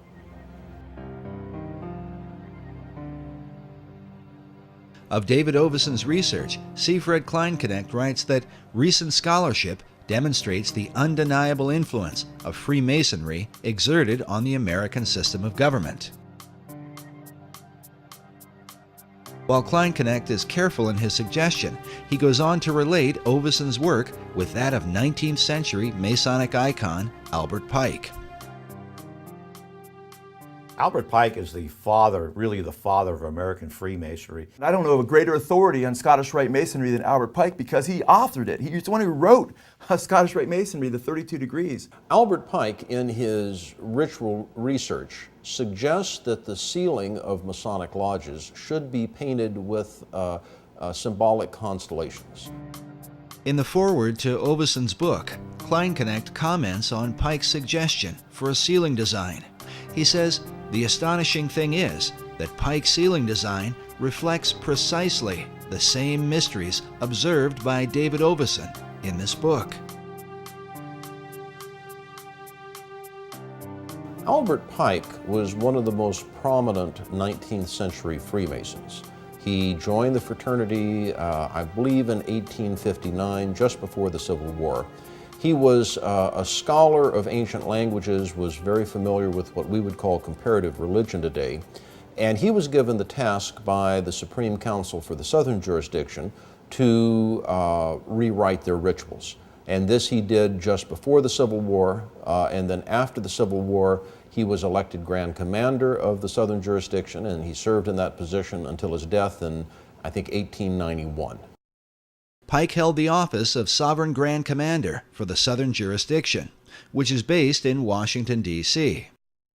This is the same office that would be later held by Siegfried Kleinknecht. Albert Pike's great contribution to the Scottish Rite is his book, Morals and Dogma of the Ancient and Accepted Scottish Rite of Freemasonry. On the title page it reads, "Esoteric Book for Scottish Rite Use Only, to be returned upon withdrawal or death of recipient." It's given to the new Masons after they've gone through a series of stuff. Then they're given a copy of Albert Pike's book. Pike declared that the true definition of Freemasonry is an advance toward the light.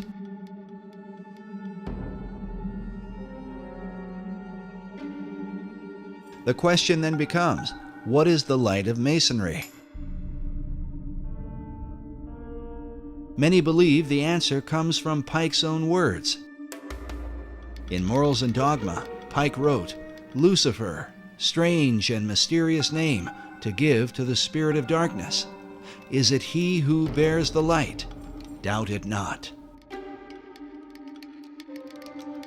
Masons and their critics will likely agree that these words, perhaps more than any other, continue to haunt Pike's memory.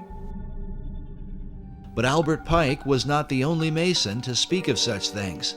Manly Hall, in his book, The Lost Keys of Freemasonry, wrote that when the Mason learns the mystery of his craft, the seething energies of Lucifer are in his hands. This is another bust that was done by Mr. Hall of a man he had a great affinity for, which was Albert Pike, one of the great Freemasons of the world. A statue of Albert Pike is located at 3rd and D Streets in downtown Washington, D.C. It was erected by Freemasons in 1901 through an act of Congress. Pike is shown with a maiden beneath him, bearing the standard of the Scottish Rite. More than a century after his death, Albert Pike continues as an important and controversial figure in America's capital.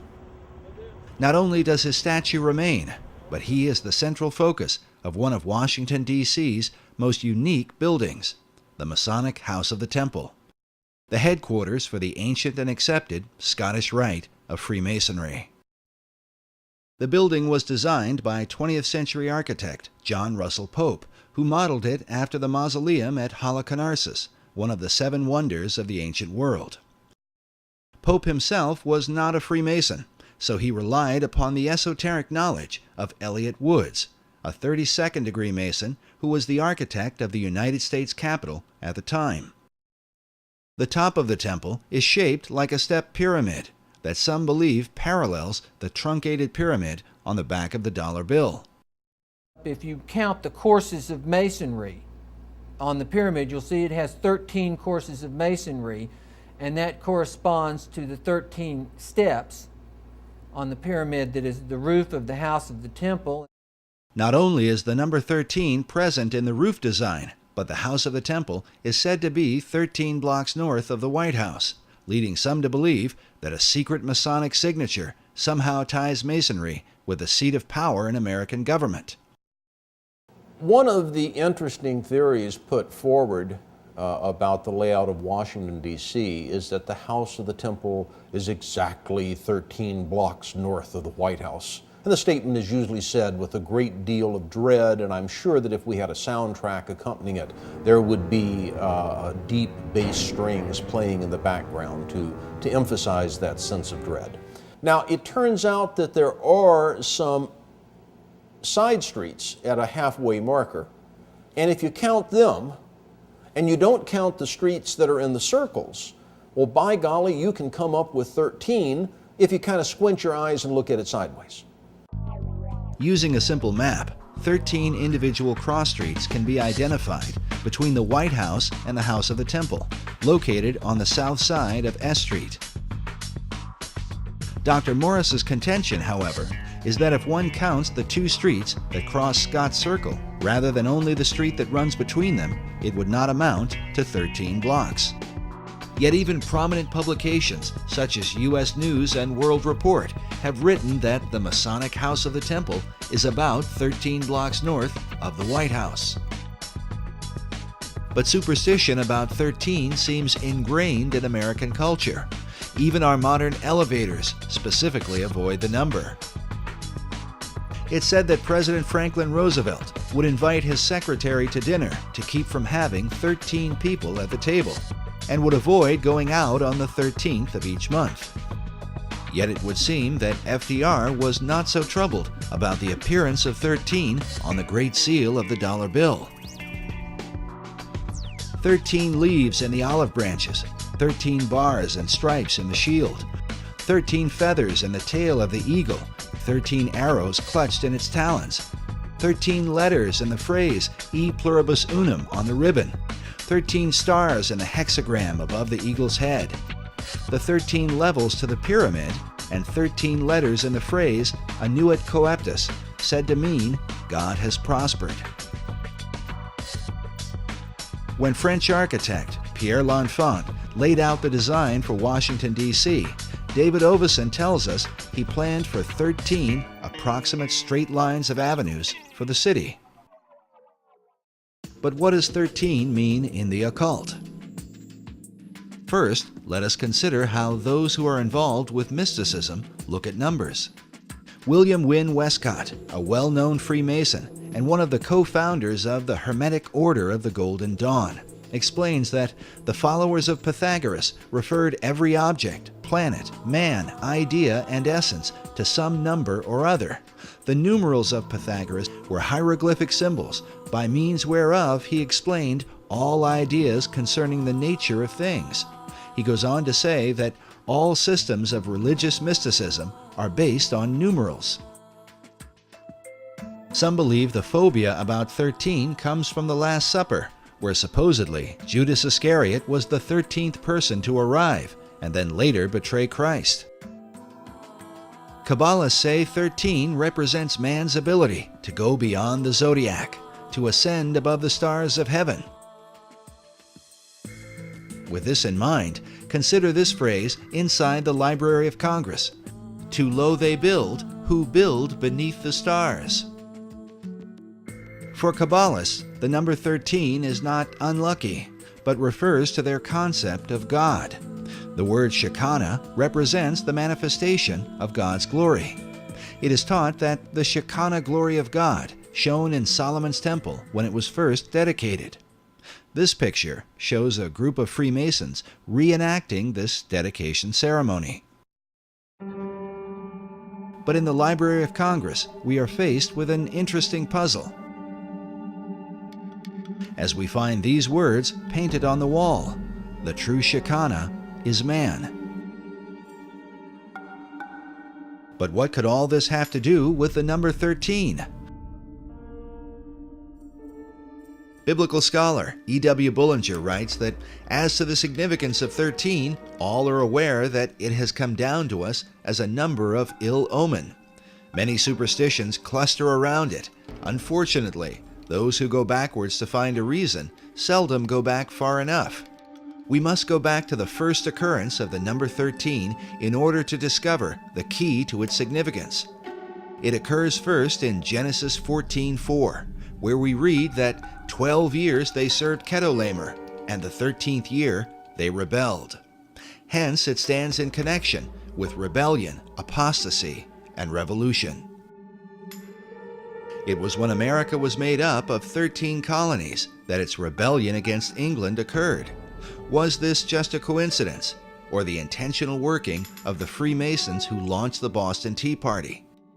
An event commemorated here on the ceiling of the Capitol building. Nearby is an illustration which had originally been designed by Benjamin Franklin. Franklin himself was a master mason and the head of several lodges in America and Europe. In his proposal for the Great Seal of the United States, Franklin coined the phrase, "Rebellion to tyrants is obedience to God." In this illustration, Franklin chose to represent the early colonies in the form of a serpent, divided into 13 sections, with the words, "Join or die," in the midst. The traditional belief is that all of that was based on the fact that there were originally 13 states in the Union. and that the number 13, that's the conventional view, is just simply because there were 13 states that the number 13 was emphasized. Another 13 is found, about 13 blocks south of the Masonic House of the Temple. The cornerstone of the White House was laid on October 13, 1792. The architect for the White House was an Irishman named James Hoban, who took his design from Leinster House in Ireland. Since 1922, Leinster House has been headquarters for the Irish Parliament, but before that was known as the first Masonic Lodge in Ireland. In 1307, the Knights Templar were betrayed in Europe by the Pope and the King of France. By now, it is well known that they fled to Scotland for refuge, hiding themselves in Masonic lodges. Yet according to 18th century Masonic author Baron Karl von Hunt, certain Templar leaders made their way to Ireland before they reorganized and formed their well-known power base in Scotland. The Knights had a foothold in Ireland since about the 13th century through their banking operations, and would have likely gone underground to protect themselves once the persecutions began. What we do know is that centuries passed, and in time, Leinster House became the birthplace of Irish Freemasonry, with obvious connections to the Knights Templar. Leinster House was once called Kilwinning Lodge No. 75, or the High Knights Templar of Ireland. James Hoban, the architect for the White House, was himself an Irish Freemason. But the White House cornerstone bears a further Templar twist. The Charleston City Gazette reported that the date recorded by the Freemasons for laying the first stone read, the 13th day of October, 1792, in the 17th year of the independence of the United States of America. It just so happens that October 13th, 1792, was the 485th anniversary of Black Friday, Friday the 13th, when the Knights Templar were overthrown in Europe. The numbers 4, 8, and 5 equal 17 for the 17th year of America's independence.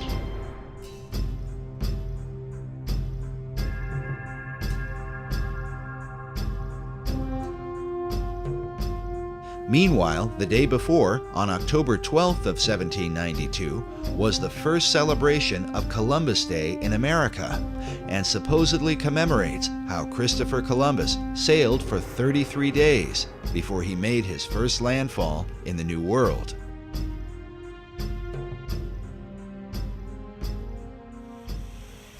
A statue honoring Christopher Columbus is found outside Union Station in Washington, D.C.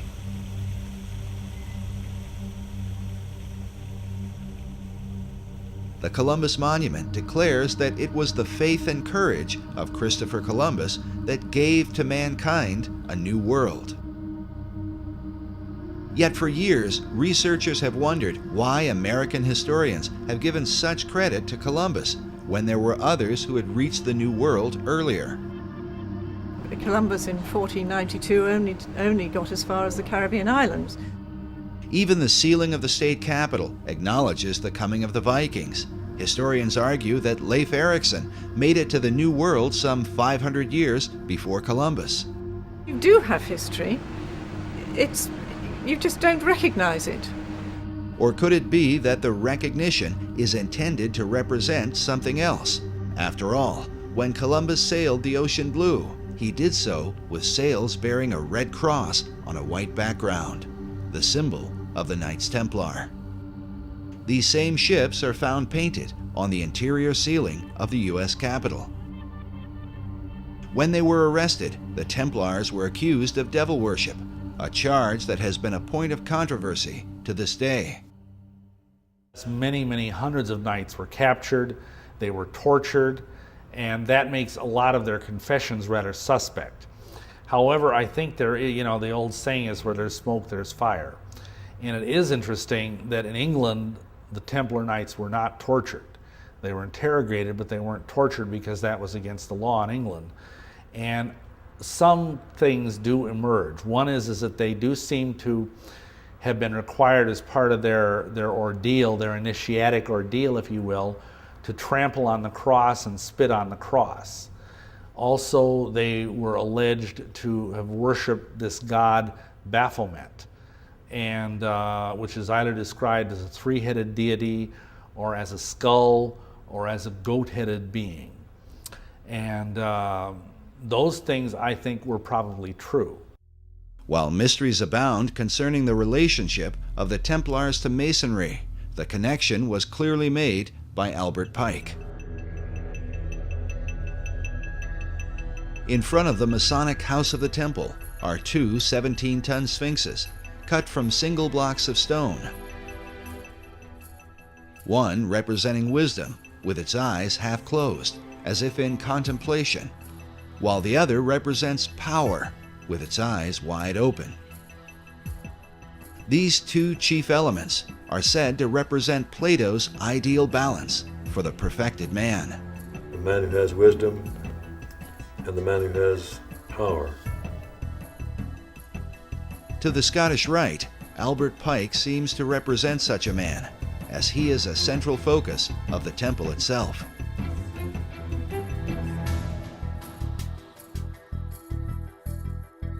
A bust of Pike is featured at the top of a stone altar in the main hall. Next to it are Pike's own words, "What we have done for ourselves alone dies with us. What we have done for others and the world remains and is immortal." But exactly what immortal works Pike did for others and the world remains an issue of constant debate among critics of Masonry. Albert Pike is a favorite whipping boy of conspiracists. Like the Templars who came before him, Pike's real beliefs are often questioned, and with him, the beliefs of Masonry. Albert Pike was a Luciferian. Literally, Luciferianism is the core, the center core of Freemasonry. Pike's body is buried inside the temple itself, with this stained glass memoriam, next to a bust of his likeness. And they revered him so much that they actually dug him up and buried him in a wall underground. And you go to the house of the temple and there's an actual room dedicated to Albert Pike. The Albert Pike room is located in the lower level and is filled with Pike's many books, a number of portraits and photographs, the pipes, memorabilia, and even the death mask of the man thought by many to be America's most important and notorious Freemason. In his lifetime, Pike would have seen the completion of the U.S. Capitol and the Washington Monument. He lived much of his life in Washington, D.C., and devoted himself to the promotion of Freemasonry. Indeed, some have argued that Pike's controversial form of Masonry was the result of a radical struggle that occurred during the years just after the American Revolution. But how did this struggle come about, and what was its purpose? More importantly, could this influence have somehow impacted the design for Washington, D.C., and with it, the ultimate destiny of America? The answer to these questions may be found by examining a group that today has much to do with Washington, D.C., one that is thought by some to be the most mysterious and dangerous secret society in the world.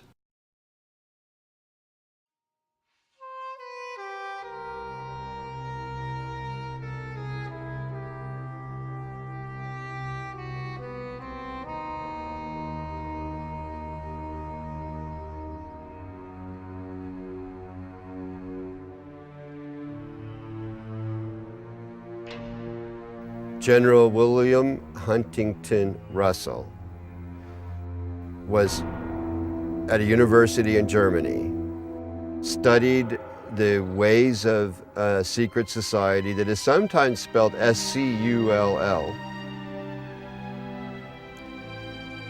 asked permission to transfer it to North America, and he did. And that is the beginning of Skull and Bones. Some 50 years earlier, during the time of the American Revolution, Germany had been the home of a secret order that many claim would be responsible for all the wars and conspiracies of the next 200 years. Could William Russell have become involved with a remnant of this German society? He also is on record observing that American Freemasonry and Rosicrucianism had drifted from their European origins and roots.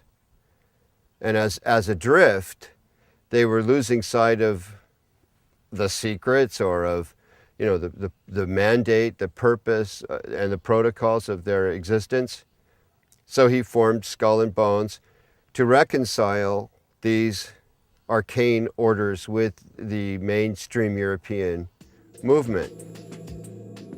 During this era, the mainstream European movement, especially among secret societies, was on fire with a concept of revolution, which involved overturning old systems of government, monarchies, and the influence of organized religion in particular.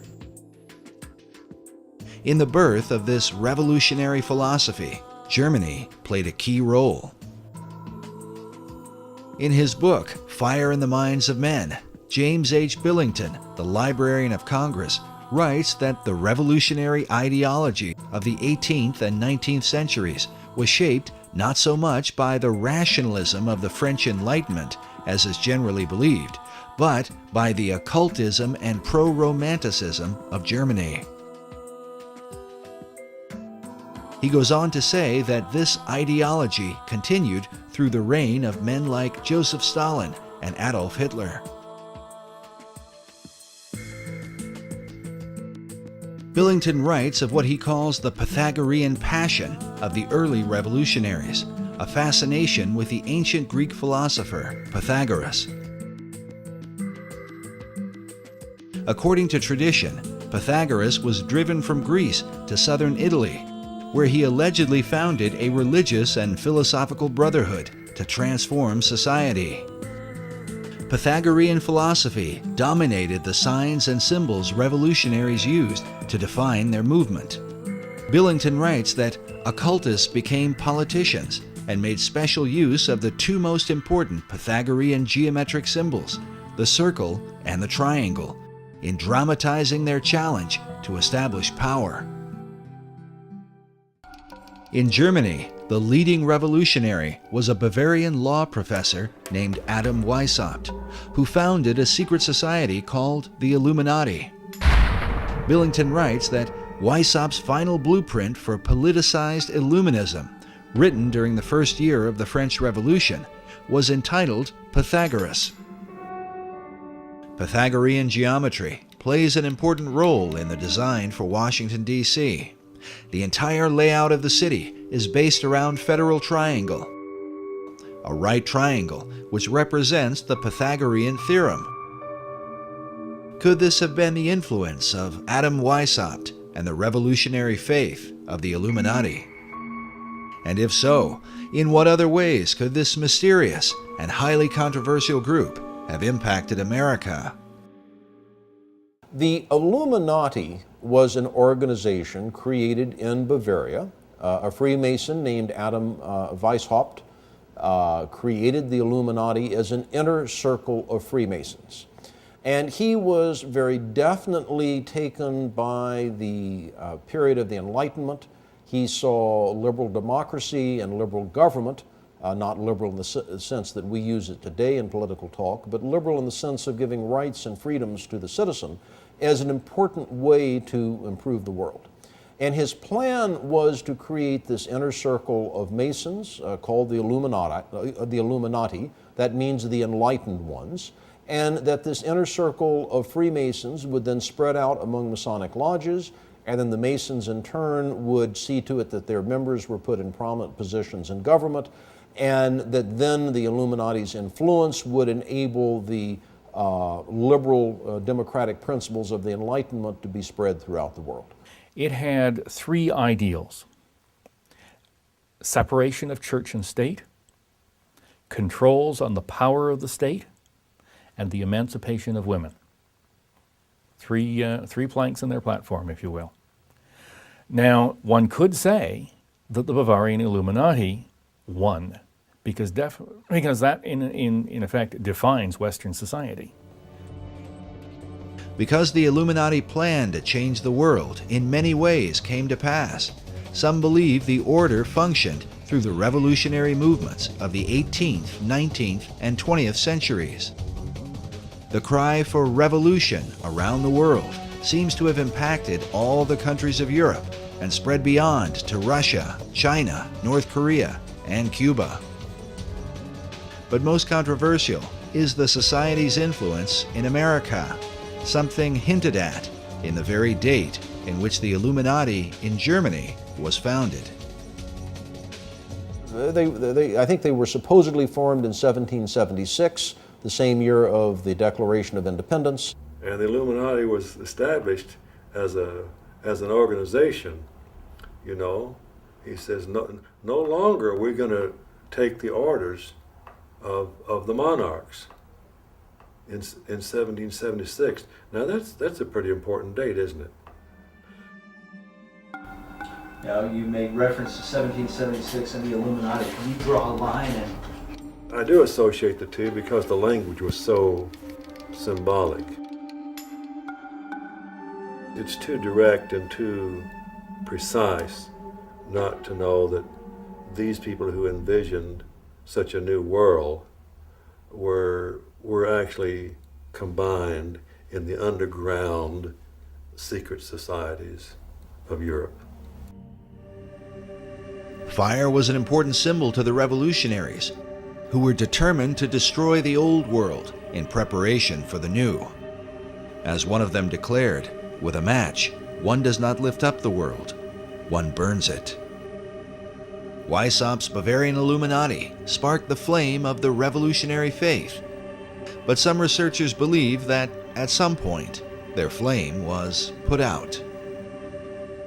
They lasted about 10 years. Now, what lasted for centuries after them was the rumor and reputation that there is a secret inner circle of Freemasons that are plotting to take over the world. John Robison in Scotland wrote a book, Proofs of a Conspiracy, where he talks about how the Illuminati are trying to take over Masonic lodges, and Masonic lodges are trying to take over the world. But the American lodges, by and large, externally, we know, did not accept that because it wasn't needed. However, it doesn't mean that there weren't lodges within the United States that did. You had to have had some Freemasons that were members of the Illuminati, but were they in control of any lodges? Don't think so, because it would be against the law. In the lower levels, they could talk all they wanted about it, but to get together as a group, as a function, as Freemasons, they couldn't. There was an Illuminati scare. How frightening is this? We've always known there was a Masonic lodge down the street.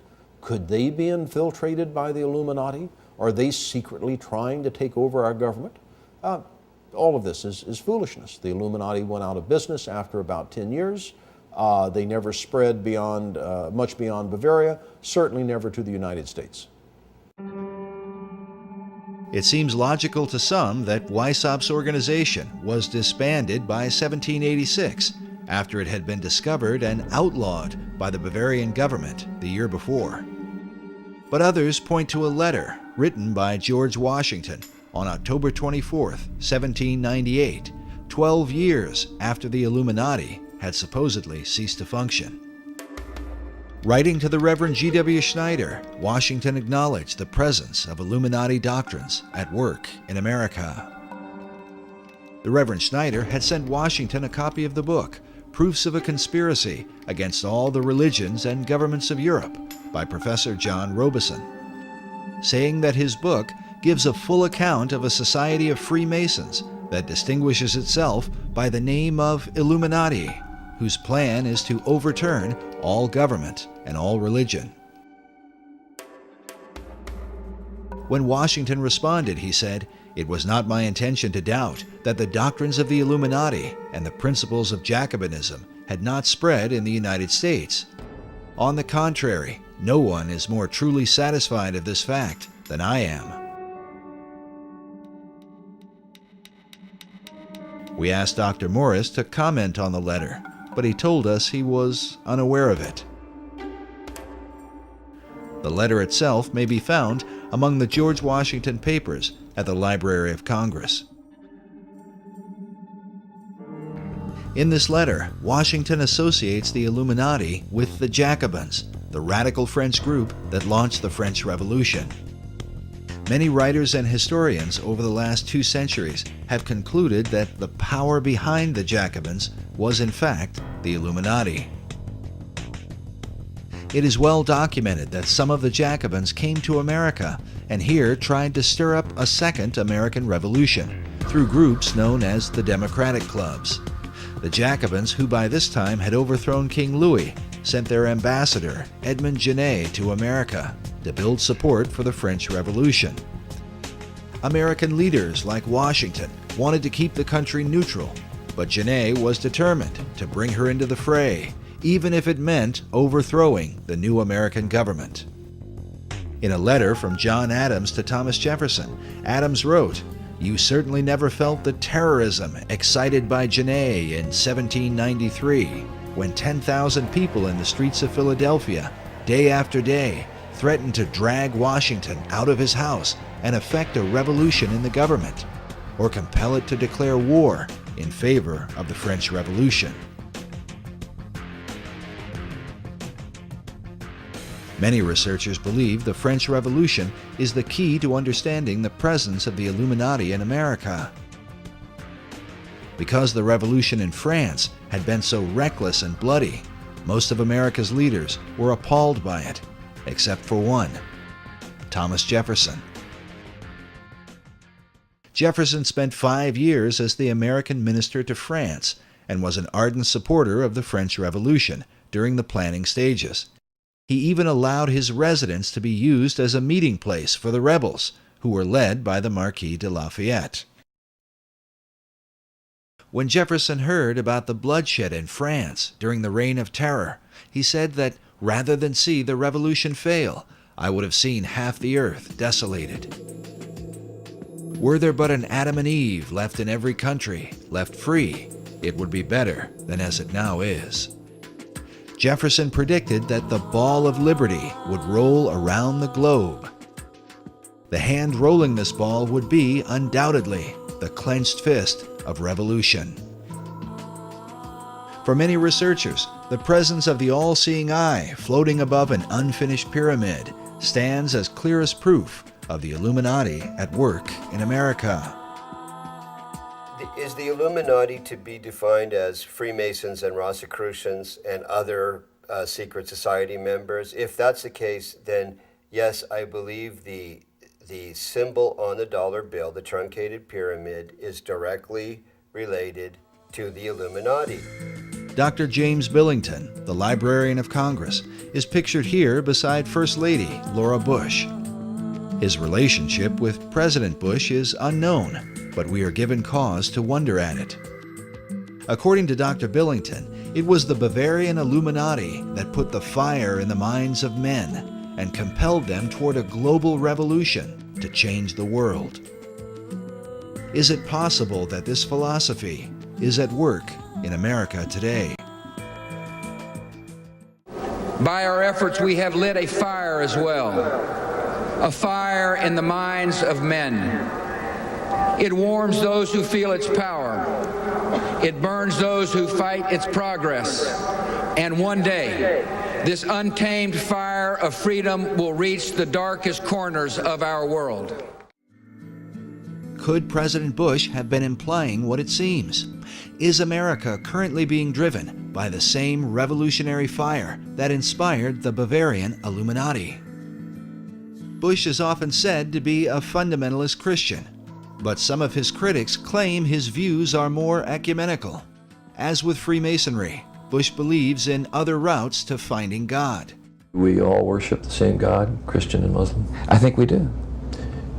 We have different routes of getting to the Almighty.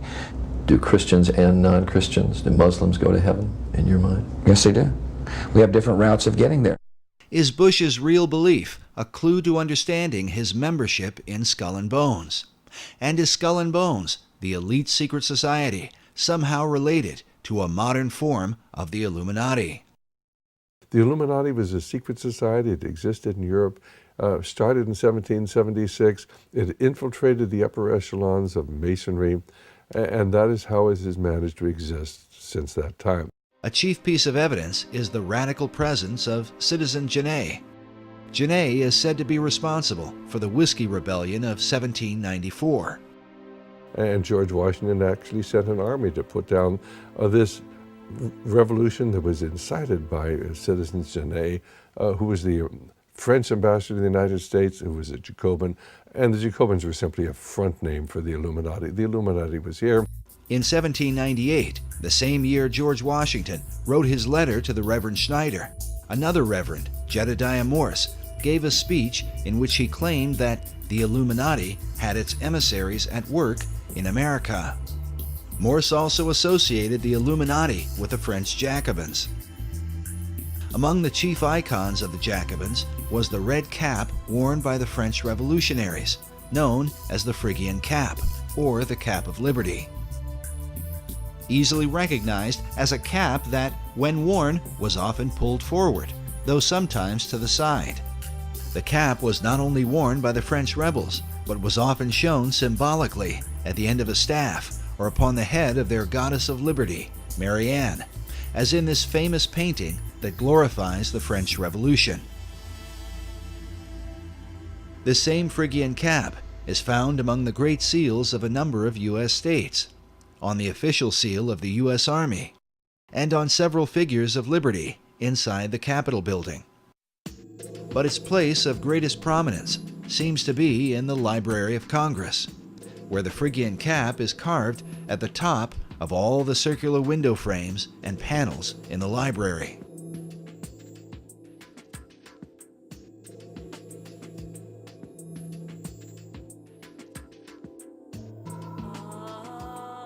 The Phrygian cap dates back to ancient Rome and was said to be worn by slaves who had obtained their freedom, and as such became a symbol of liberty. The chief god worshipped at that time was Mithras, who is seen in many images and sculptures wearing this headpiece. Like the gods Baal and the Egyptian Horus, Mithras was a dying god who was later resurrected. In the pantheon of pagan gods, Mithras occupies the place of the Masonic Christ. The Phrygian cap is also associated with the mythical figure of Ganymede, often portrayed as a handsome young man wearing this cap of liberty. Because of his beauty, Ganymede was carried away by Zeus in the form of an eagle and made the cupbearer of the gods. In time, Zeus gave him a place in the heavens, where he became the constellation Aquarius. Throughout the 20th century, esoteric teachers have taught that mankind is entering into the Age of Aquarius, also called the New Age. In fact, Freemasonry's premier publication, the Scottish Rite Journal, was once called the New Age magazine. The Phrygian caps are also seen in this image of the ancient Magi, who followed the star at the birth of Christ. Freemasonry teaches that this is where the Eastern Star gets its name. The use of that is actually deceptive, because if you think about it, the three wise men were in the east. They were probably Persian, and they were looking west and saw the star in Bethlehem. So what that passage means is we have seen his star while we were in the east and looking west. That only makes sense geographically. Nevertheless, esoterics have long believed that the star looked upon by the Magi was in fact Sirius, the blazing star that brings light from the east. It is about a much more ancient connection to the Magi, to, we three kings of Orient are, bearing gifts who traveled so far. Those Magi are Zoroastrian. Yet not everyone accepts that the Magi were originally followers of Zoroaster. Many Bible scholars believe the Magi were Persians, who were influenced by the writings of the Old Testament prophet Daniel, who lived in that region during the time of Nebuchadnezzar the Great. One of the titles given to Daniel was Rab Mag, or Chief of the Magi. In his writings, Daniel was inspired by an angel who gave him a timeline in which to expect the Christ of Israel. Many scholars believe the Magi were in fact following the prophecies of Daniel. In contrast, Freemasons believe they were Zoroastrian mystics, guided by the star Sirius, and hence Sirius came to represent the Masonic concept of the Christ. This image shows the prophet Zoroaster wearing a Phrygian cap. Yet Zoroaster is most often portrayed with a beard, wearing a robe, belted at the waist, with an Eastern head garment. The name Zoroaster is said to mean Radiant One, and is a reference to the light that shines above his head, said to be the light of Sirius. The dog star Sirius is said to be at least one of the origins of the Masonic pentagram, which leads us, by far, to the most controversial element in the design for Washington, D.C.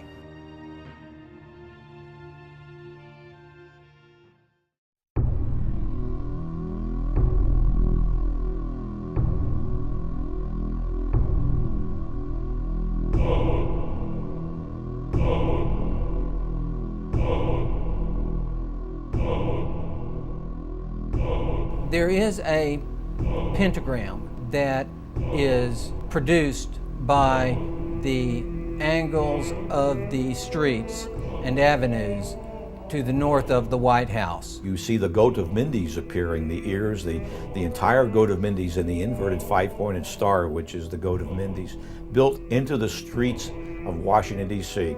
No one could have that happen accidentally. I've heard sillier things, but not much. No, there are no satanic plans in the street plans of Washington, D.C. The presence of a pentagram in the street layout of Washington, D.C. is said to represent the darkest influence of Masonry in America's capital, and is the driving force behind images such as this one, which suggests that all the other buildings and monuments are of satanic origin. As many are aware, the presence of the pentagram is greatly disputed.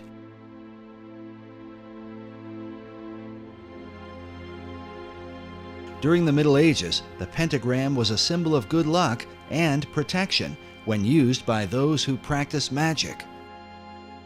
And one of the things they came upon was the idea that if there were such things as demons and spirits, then they should be able to summon them, either just to observe them to prove that they existed, or to control them to whatever purpose they might want to. These people were, I suggest, an early form of experimental scientists as much as they were magicians. They were just trying to see what would happen. And one of the things they decided to do is if they were going to call up a spirit or a demon in a specific place, they'd draw a circle, and then they would put pentagrams at the corners as a warding sign to protect them from whatever danger that demon might pose to them. The inverted pentagram is seen as a highly satanic symbol. Meanwhile, placing a goat's head in the center of it is most often blamed on 19th century French occultist Eliphas Levi, who arbitrarily decided to say that the pentagram, one point up was a positive good luck, good fortune symbol, and one point down was a negative evil symbol. He provided no citations as to where he got that idea from, and there was nothing historically documented prior to him to suggest that anyone ever thought that was the case. This is an important issue because Eliphas Levi was arguably the most influential occultist of the 19th and 20th centuries. He was probably the most powerful sorcerer of the 19th century. His writings inspired every major occult leader, including Madame H.P. Blavatsky, Aleister Crowley, Manly P. Hall, and Albert Pike. Yes, indeed, Pike does quote Levi in his writings. Levi's concept of the pentagram was most likely the influence of the 15th century German alchemist Heinrich Cornelius Agrippa. Agrippa is a well-known figure in occult circles and is even mentioned in Mary Shelley's Frankenstein, as well as J.K. Rowling's Harry Potter and the Sorcerer's Stone. Agrippa published his books on occult philosophy around 1509. Today, his collection is called the Foundation Book of Western Occultism. In this book, he features an inverted pentagram and calls it the Pentagram of Pythagoras. According to Pythagoras, the inverted pentagram symbolized the 5 chambers of Tartarus, one of the Greek words for hell. But the Pythagoreans believed descending into this underworld led one to a path of higher wisdom. Hence the symbolism of Dante's Inferno, in which Dante descends into hell so that he can later enter into paradise. The Pythagoreans also believed that from this 5-chambered Tartarus came the world's demon, or evil spirit. The German-based Illuminati, with their Pythagorean passion, would have certainly been familiar with this belief, as would the rest of the revolutionary occultists in France, who could very well have influenced Pierre L'Enfant and Thomas Jefferson. First, we must address the main issue, raised by every researcher. Is there really a pentagram in the street layout of the city? One segment of the pentagram is missing. I started to look carefully at the maps and draw my lines, and then I find out that, hey, it's not a real 5-pointed star. It doesn't have legs. And you can draw a pentagram over some of the major streets, but the streets don't actually connect to form a pentagram. There's absolutely no doubt that a partial pentagram appears in the street designs of Washington. You can look at a satellite photo of Washington, D.C. and see the pentagram. It seems to be symmetric around 16th Street, which is the street that runs into the White House. If you look at the earliest published maps of the District of Columbia, the design that was laid out by Pierre L'Enfant, you can see this partial pentagram. But it is just that, a partial pentagram. Rhode Island Avenue does not connect all the way through to Connecticut. I've always wondered to myself if we Masons are so all-fired powerful that we can have this satanic device put in the streets. How come we weren't smart enough or powerful enough to have it completed? But as I understand the use of the pentagram, it's the fact that it is a complete symbol that gives it its power and force. I've never heard of anything being associated with an uncompleted pentagram. These assertions would seem to close the argument, except for the fact that the unfinished or broken pentagram is a recognized symbol in the occult. Manly P. Hall writes of the uses of the pentagram in his book, The Secret Teachings of All Ages. He says, the pentagram is used extensively in black magic. The star may be broken at one point by not permitting the converging lines to touch. It may be inverted by having 1 point down and 2 up. When used in black magic, the pentagram is called the sign of the cloven hoof, or the footprint of the devil. Of course, Hall wrote these things in the early part of the 20th century. But is there a record of a partial pentagram found during the Revolutionary era? The answer is yes. In fact, it is a record that shows up during the same time that the street design for Washington, D.C. was being laid out by Pierre L'Enfant, and is mentioned in the play Faust by Johann Wolfgang von Goethe. Goethe published the first edition of Faust in 1790, in which he mentions a partial pentagram in the dialogue between Faust and Mephistopheles, the devil whom he has conjured. Mephistopheles says, "Let me go up. I cannot go away. A little hindrance bids me stay." To which Faust replies, "The pentagram? That's in your way? You son of hell, explain to me, if that stays you, how came you in today?" To which Mephistopheles says, "Observe it closely. It is not well made. One angle on the outer side of it is just a little open, as you see." While Goethe published his first edition of Faust in 1790, it was between 1791 and 1792 that Pierre L'Enfant drew up the initial street design for Washington, D.C. This might all be seen as a mere coincidence, if not for the fact that Johann Wolfgang von Goethe was not only a master mason, but also a famous member of the Bavarian Illuminati.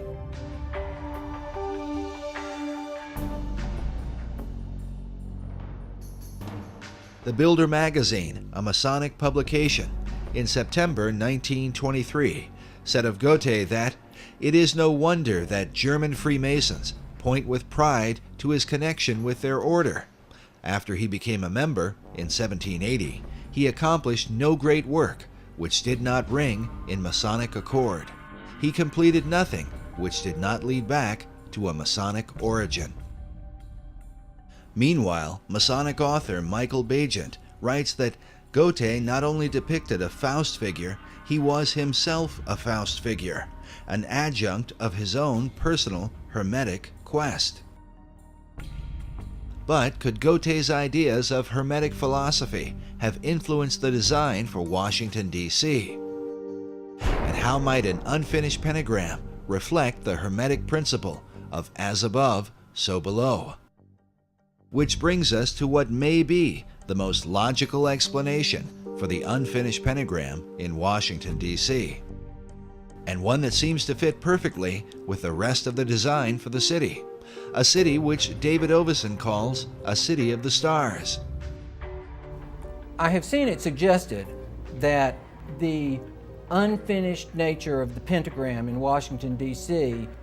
bears a resemblance to the unfinished pentagram design that is seen in the motion of Venus. Of course, Venus has a lot of retrograde motion because it is between us and the sun.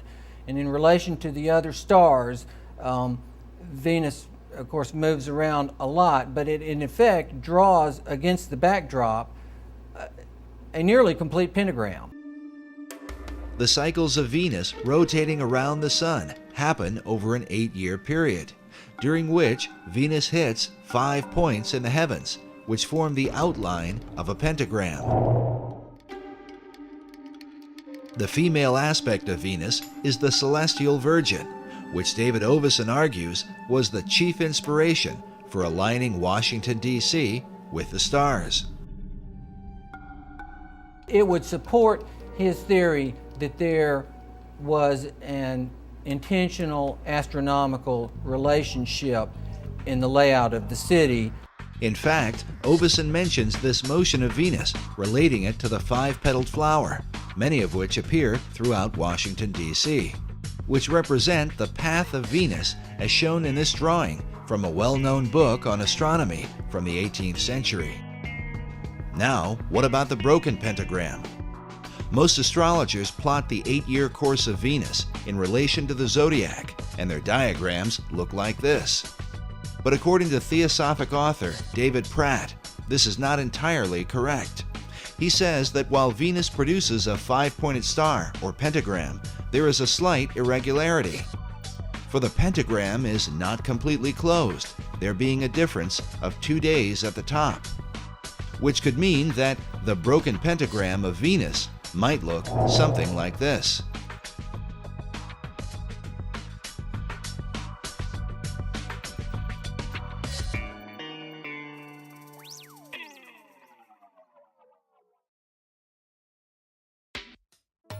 But which conclusion seems most plausible?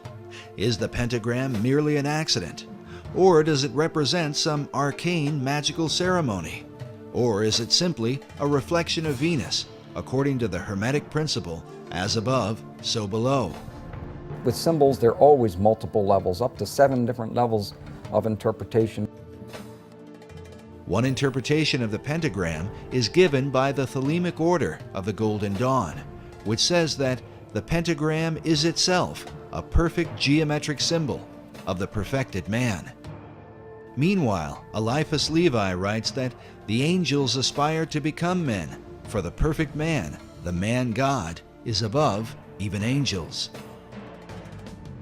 Which brings us to the National Archives building in Washington, D.C. The building itself is surrounded by 72 massive columns. The number 72 is said to represent the most arcane figure in numerology. The reasons for this vary. The heart of man beats 72 times per minute. The sun drops back against the zodiac every 72 years. The pyramid on the dollar bill was designed with 72 stones. 7 plus 2 equals 9, which, in the occult, is the number of finality. And 9 is considered a reverse 6, which is said to be the number of the perfect man.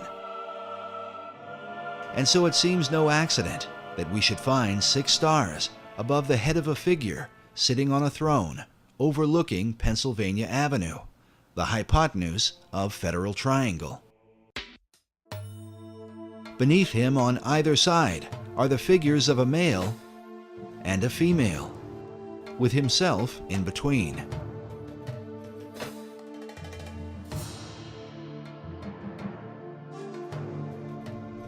Manly Hall wrote about America's assignment with destiny, while FDR spoke of her rendezvous with destiny. Is it any wonder, then, that according to the National Archives, the figure on a throne overlooking Pennsylvania Avenue is named Destiny? Could this be a picture of the Masonic Christ? And how might he differ from the Christ of the Bible?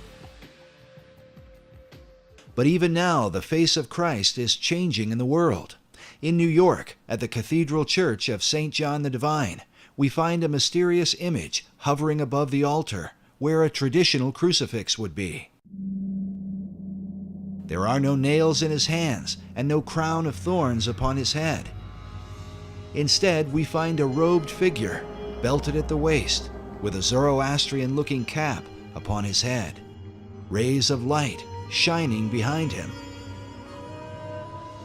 Could this be the Christ of the New Age?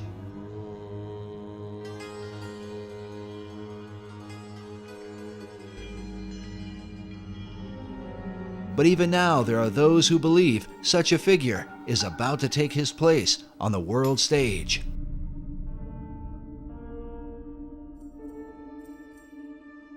In 1982, an English painter named Benjamin Creme took out full-page ads in newspapers around the world declaring the Christ is now here. For more than 20 years now, Creme has traveled the world, telling all nations that the Christ, whom he calls Maitreya, is about to appear. Maitreya is standing by, ready to come into the world at any moment. We caught up with Mr. Creme in August of 2006, as he had just come from speaking to an independent group at the United Nations. He had this to say to America. It's the duty of the American people to respond to Maitreya and to accept their destiny. It was on May 14th, 1982, that Creme held a press conference to announce that the Christ, Maitreya, was ready to emerge. May 14th was also the date of the rebirth of the nation of Israel in 1948. With all the bloodshed and conflict happening in the Middle East, we asked Creme what he thought it might take to bring peace to the region. I've always said it will take Maitreya to solve it.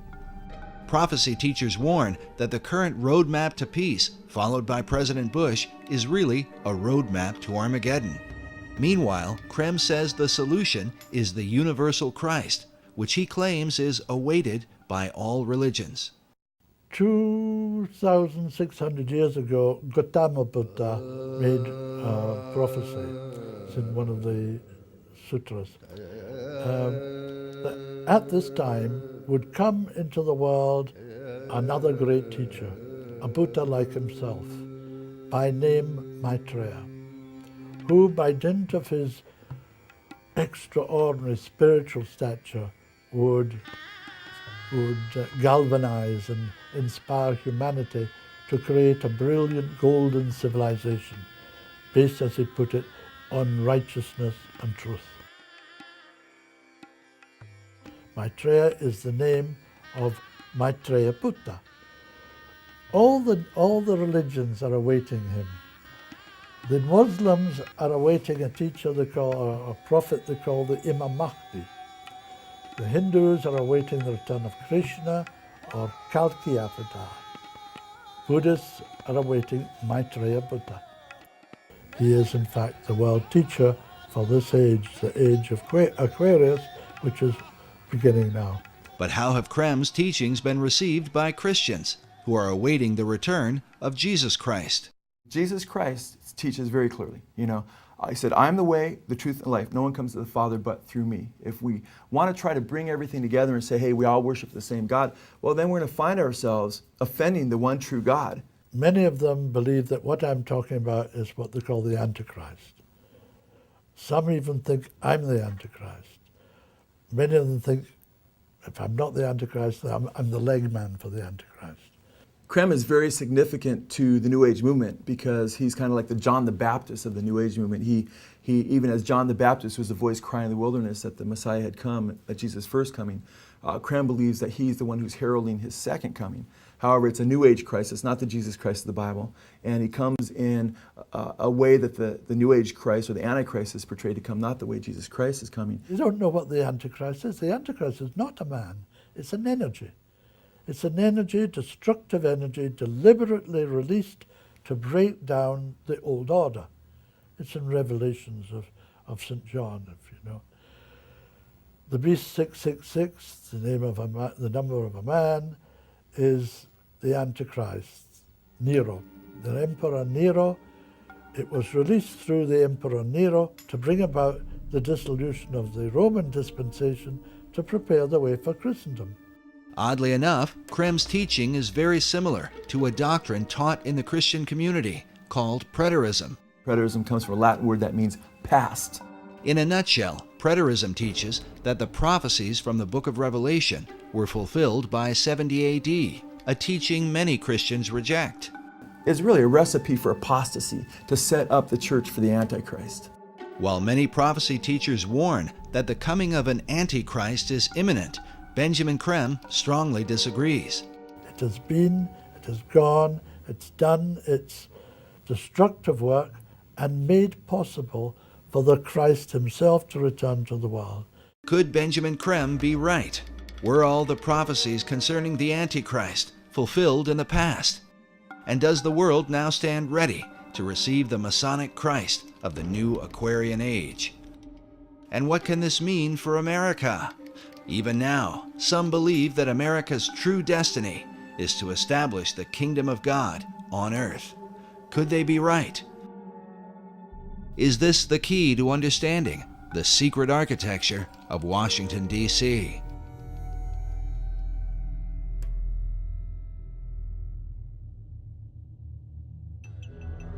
Maitreya himself spoke to me. He said, I myself am coming, sooner than anyone thinks possible, and he will face humanity with a choice. Create justice in the world and build the most brilliant civilization this earth has ever seen. Or perish utterly. That's the choice.